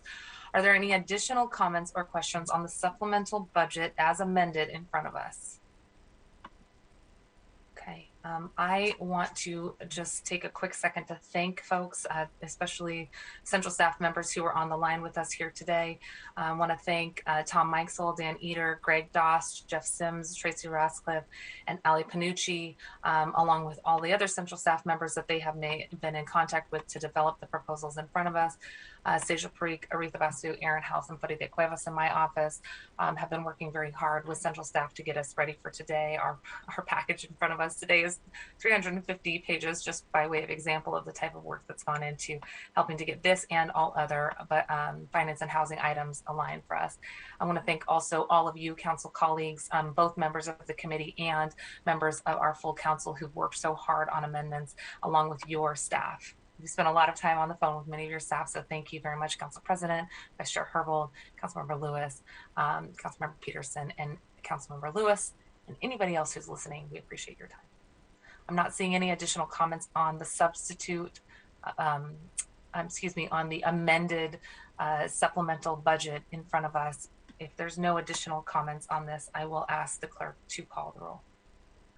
I'm not seeing any additional comments or questions. Madam Clerk, will you please call the roll on the committee recommendation that the supplemental budget bill pass as amended? Vice Chair Herbold. Yes. Council President Gonzalez. Aye. Councilmember Lewis. Yes. Madam Chair Mosqueda. Aye. Madam Chair, that is 4 in favor, none opposed. Thank you, colleagues. Council Bill 120112, the mid-year supplemental budget package as amended has been, the motion has carried, and the committee recommendation that the bill as amended will be sent to the September 13th, 2021 Seattle City Council meeting for a final vote.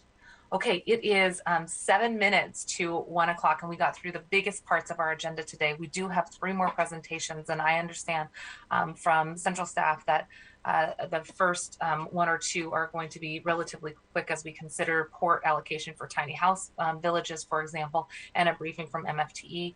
I want to acknowledge our friends from FAS who have been wanting to present the Race and Social Justice Initiative to us. We will try to get through these next 2 items and get to the RSJI package.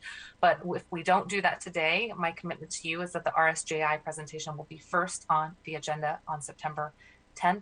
I understand from my colleagues, and thank you to Farida Cuevas, who's clerking our committee, that most of the council members will be able to stay with us through 1:30. So we will go ahead and move on with our items on the agenda instead of taking a recess, because I'm assuming that that would be a little bit more of a calendar interruption than extending to 1:30.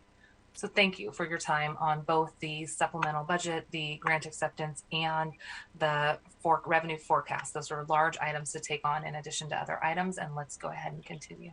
Madam Clerk, could you please read item number 7 and 8 into the record?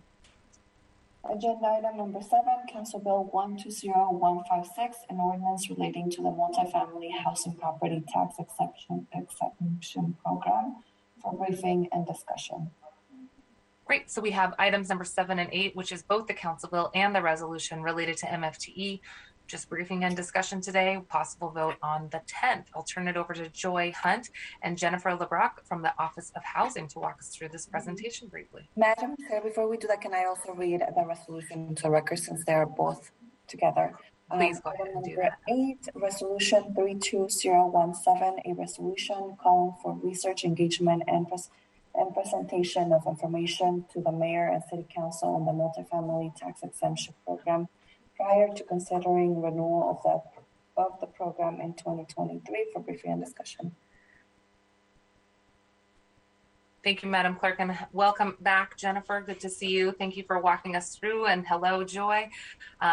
Again, we will have you in our committee on the 10th, so if you want to provide us with a high-level overview, I know we received the slides previously, but wanted a chance to hear some of the policy changes that are being teed up for our consideration on the 10th, so I'll turn it quickly over to you.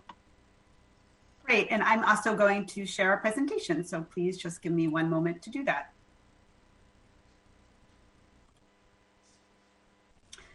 Councilmember Mosqueda, should we still plan on having 20 to 30 minutes, or would you prefer, or should we plan on a shorter amount of time today? Shorter amount if possible. Okay. We are going to try and adjourn in about 35 minutes. Okay. Would it be most helpful to hear an overview of the upcoming legislation? Is that what I understand? Yes. Thank you. Okay, I know great. council Thank members you. did have a chance to review the MFTE presentation from before, and we want to make sure folks have a chance to understand Okay. the policy. Please bear with me then. I'm going to skip through a few of the slides here. Well, you are bearing with us, so we are happy to do so. Thank you. And colleagues, as they're doing that, please do take it upon yourself to, again, review the slides that are detailed, and we do appreciate that. If you do have questions, Erin House in my office is happy to help answer those along with our team here at OH. And Tracy Raslip, of course. So good afternoon, council members. I'm Jennifer LeBrock. I'm the Policy and Planning Manager with the, the Planning and Programs Manager with the City of Seattle Office of Housing. I'm also here with my colleague Joy Hunt today, our MFTE Program Administrator. And I'm here to talk with you today to give you an overview of some proposed MFTE legislation, which, as you mentioned, will be considered, and which we will do a more in-depth briefing on September 10th. So normally we come to you every 4 years or so to make changes to the MFTE program. We were last before you in 2019 to renew the program. However, during the 2021 legislative session, the legislature made some changes to the RCW that authorizes the multifamily tax exemption program. And so we wanted to provide, we want to move forward with some legislation locally this year, really to be able to respond to time-sensitive and required changes. We also want to move forward with the resolution that states the city's intent to also address other programmatic priorities during 2023 when the entire program is up for renewal consideration. So just as a quick overview, here are the changes that were made to the RCW, which we are responding to with our local legislation. One, the RCW now allows local jurisdictions to offer a 12-year extension. As a reminder, MFTE is a property tax exemption program that provides a complete exemption on the residential portion of a building in return for the property owner income and rent restricting 20 to 25% of the units. Both the exemption and the income and rent restrictions end after 12 years. So this is an option for jurisdictions to offer another 12-year extension for a total of 24 years. The RCW now requires that some property owners, or I'm sorry, that some MFTE tenants receive both tenant relocation assistance and notification requirements upon expiration.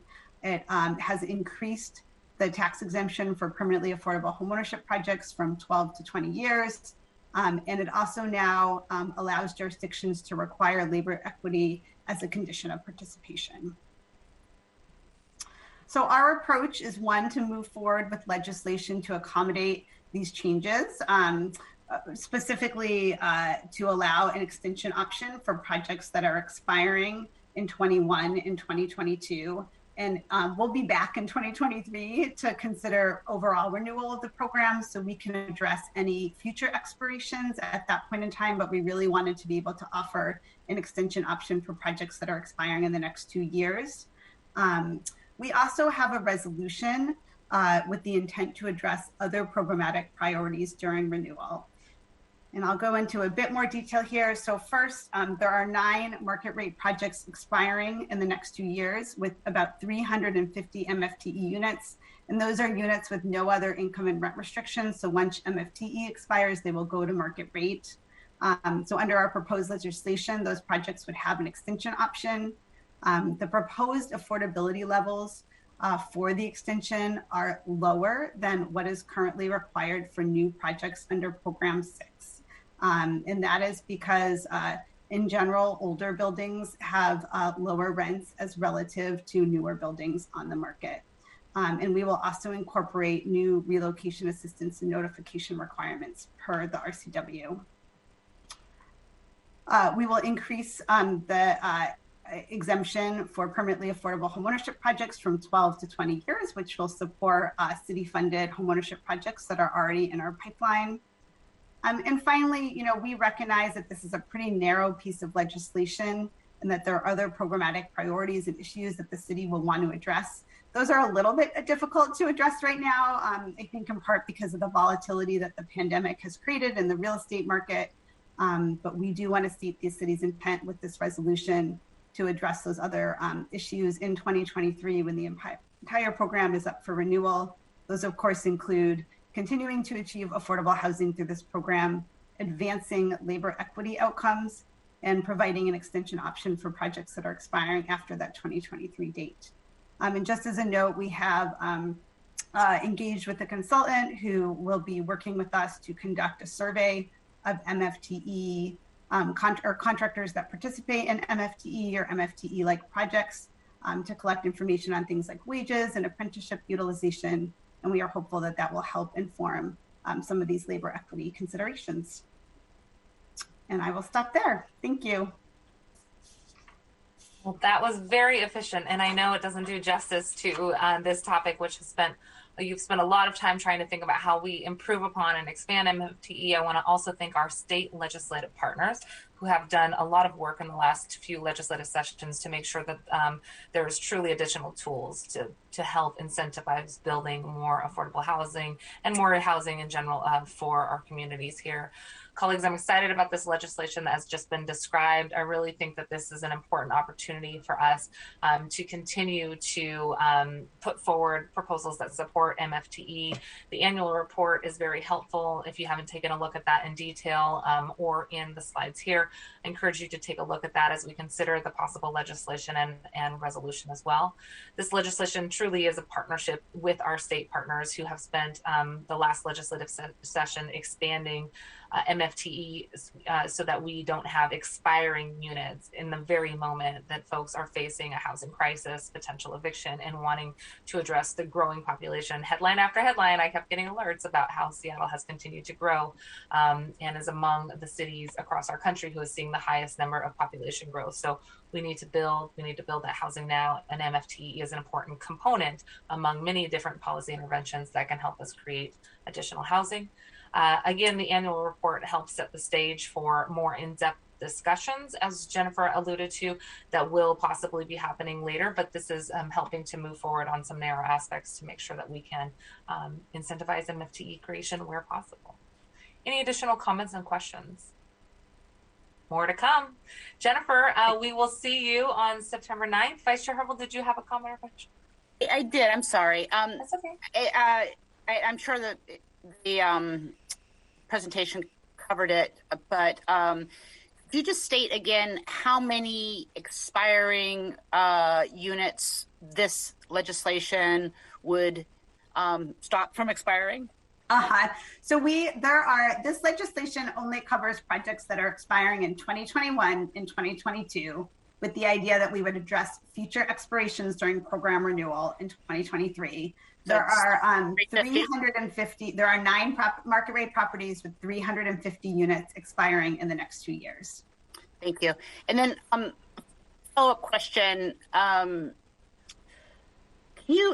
understand that the proposal is to have different affordability levels for older buildings, lower than what's required under Program 6. And is there a slide in here that shows the difference between the newer Program 6 buildings and the older Program 6 buildings, and the new affordability levels that will be proposed?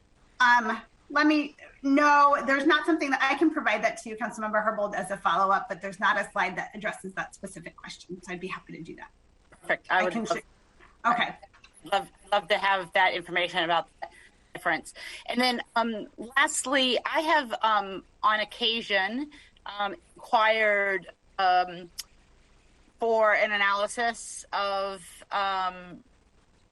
what it would cost for the city to use funding to buy down the affordable units that are set to expire, and compare what that would cost the city to the revenue that the city loses associated with MFTE. MFTE results in some revenue being forgone, not collected, and some being redistributed to other taxpayers. And I just want to know that we are achieving our affordability goals in the most cost-effective way. And if it is less expensive to the city to no longer have a tax exemption, but instead to actually provide funding to buy down these units, that's a kind of a cost-benefit analysis I'd like us to be able to consider. Thanks. Okay, thank you. Great questions. Thank you very much, Councilmember. And to Jennifer and team, thank you again, Joy. Anything else to add, Joy? Not seeing. Oh, hi. No, hopefully I'll be back next year for the report part. Yes, that sounds good. Well, and we can build it in also at the meeting on the 10th as well, if that sounds like a good sort of entree into why. Yep. If you're available. Sounds great. Excellent. Thank you. Well, I appreciate your flexibility today. Love the data that's provided on slide 3 to really lead into slide 5 to show the why, and appreciate Councilmember Herbold's question as well as we look at cost benefit analysis of the overall program. Thank you for bringing this forward, and I want to thank Tracy Ratcliffe and Aaron House, who've constantly been saying, we got to get this item in front of council members. It's a really important policy discussion happening that will lead to much bigger discussions as we consider those 2023 units that you described as well. So more to come on this, and we'll see you on the 10th. Thank you. Thanks for your flexibility, and we'll build in some more time on the 10th. Okay, we have in front of us item related to building tiny homes on Port of Seattle land, item number 9. Madam Clerk, could you please read item number 9 into the record? Agenda item number 9, Council Bill 120165, an ordinance relating to the Department of Finance and Administrative Services, authorizing the Director of the Department of Finance and Administrative Services or the Director's designee to negotiate and execute a real property lease with the Port of Seattle for vacant land known as the Subaka property, and ratifying and confirming certain prior acts. For briefing, discussion, and possible vote. Thank you very much, colleagues, and I want to welcome Jeff Sims from Central staff, who's with us as well. Colleagues, this legislation is important in that it authorizes a new lease with the Port of Seattle to use their vacant land in Inner Bay for the continued use and expansion of Tiny House Village. This would add approximately 30 additional units at the Inner Bay Village, which I have visited and appreciate the opportunity. I've visited with partners from Lehigh. It's a great location if you haven't had a chance to take a look. The legislation is needed to allow for the new lease of the expanded property that is approximately 44,310 square feet, which exceeds the current FAS Director's leasing authority. We had this legislation on the introduction and referral calendar this week, and we added it to our committee agenda today for the expansion of the tiny house village to be done as quickly as possible and to not delay any further standing up of emergency housing. So thank you for your consideration of this today, and it is listed as a briefing, discussion, and possible vote. Jeff, thank you for being with us. Would you like to provide an overview? Thanks, Madam Chair. I won't go over the context that you already provided. As council members are aware, the 2021 adopted budget includes the creation of 3 new tiny home villages. Last week, the council approved the ordinance to sign a lease with Sound Transit for the first of those villages. This would be number 2. It's actually, as the chair noted, an expansion of an existing one, and because it's already has an expiring lease, it also incorporates the continuation of the existing lease. Some key pieces to know are that the SEPA review window, or the SEPA appeal window, I should say, is not yet closed for this location. It won't close until the end of the month. So this will allow the council to be ready to act once that is completed, and the council can move forward and take action on it. As the chair indicated, to move rapidly, assuming no issues arise. But otherwise, I don't have anything further to add. Thank you very much. Are there any questions on this item? Okay, I am not seeing any questions. Let's see here. Colleagues, I would like to move this bill in front of us. I move the committee recommendation of Council Bill 120165. Is there a second? Great, it's been moved and seconded. Are there any additional comments or questions? Hearing none. Madam Clerk, could you please call the roll on the adoption of Council Bill 120165? Could you please call the roll on the passage of Council Bill 120165? Vice Chair Harbold. Yes. Council President Gonzalez. Aye. Councilmember Lewis. Yes. Madam Chair Mosqueda. Aye. Madam Chair, that is 4 in favor, none opposed.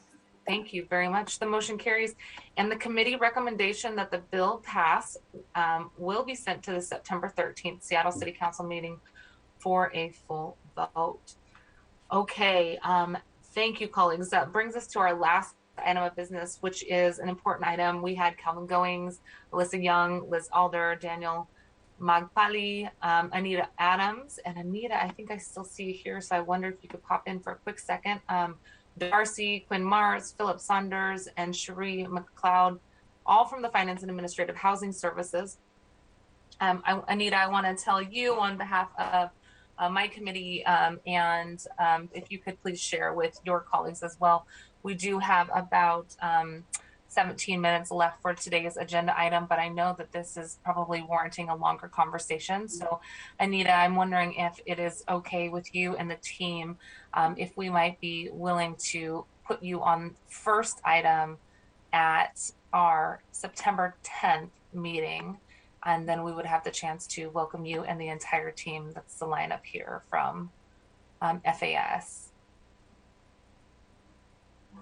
And Anita, I see on mute still. Okay. I'm gonna, Madam Clerk, I am just gonna make a note that what I'd like to do is include FAS and this entire team at the first part of our agenda for the September 10th meeting. It does look like we have a number of folks who would like to present, including Director Goings and their entire team. So they're going to check about their availability, and we're going to make sure that we include an appropriate amount of time for their update there. I want to thank them, everybody at FAS, for their ongoing work to provide support for all of the departments, and especially during COVID, to make sure that we're providing critical support for PPE, the mass procurement, the distribution of standing up of not only COVID testing sites, but also the Lumen Field mass vaccination sites, which earned national praise. These efforts were critical in making sure that Seattle was the first U.S. city to get a vaccination rate of 70% of all residents over the age of 12. And we usually have the RSJI updates from FAS annually. With the 2020 year being the way it was, we were not able to get the 2020 FAS RSJI updates. So with that in mind, we want to make sure that we are really turning it over to FAS for an in-depth discussion of these items. And I want to thank Director Goings, Anita, who's on the line here with us, and all the other folks from FAS for their presentation. And we will find a time that works well for you in September. With that, colleagues, I think that brings us to the end of the agenda. Is there any other comments for the good of the order? Hearing none, thank you very much for your presentation. At our next meeting, we will have pending confirmation on calendar availability, the FAS RSJI report, the MFTE extension legislation and resolution, the capital projects quarterly report for Q3, and the strategic investment fund proviso lift legislation.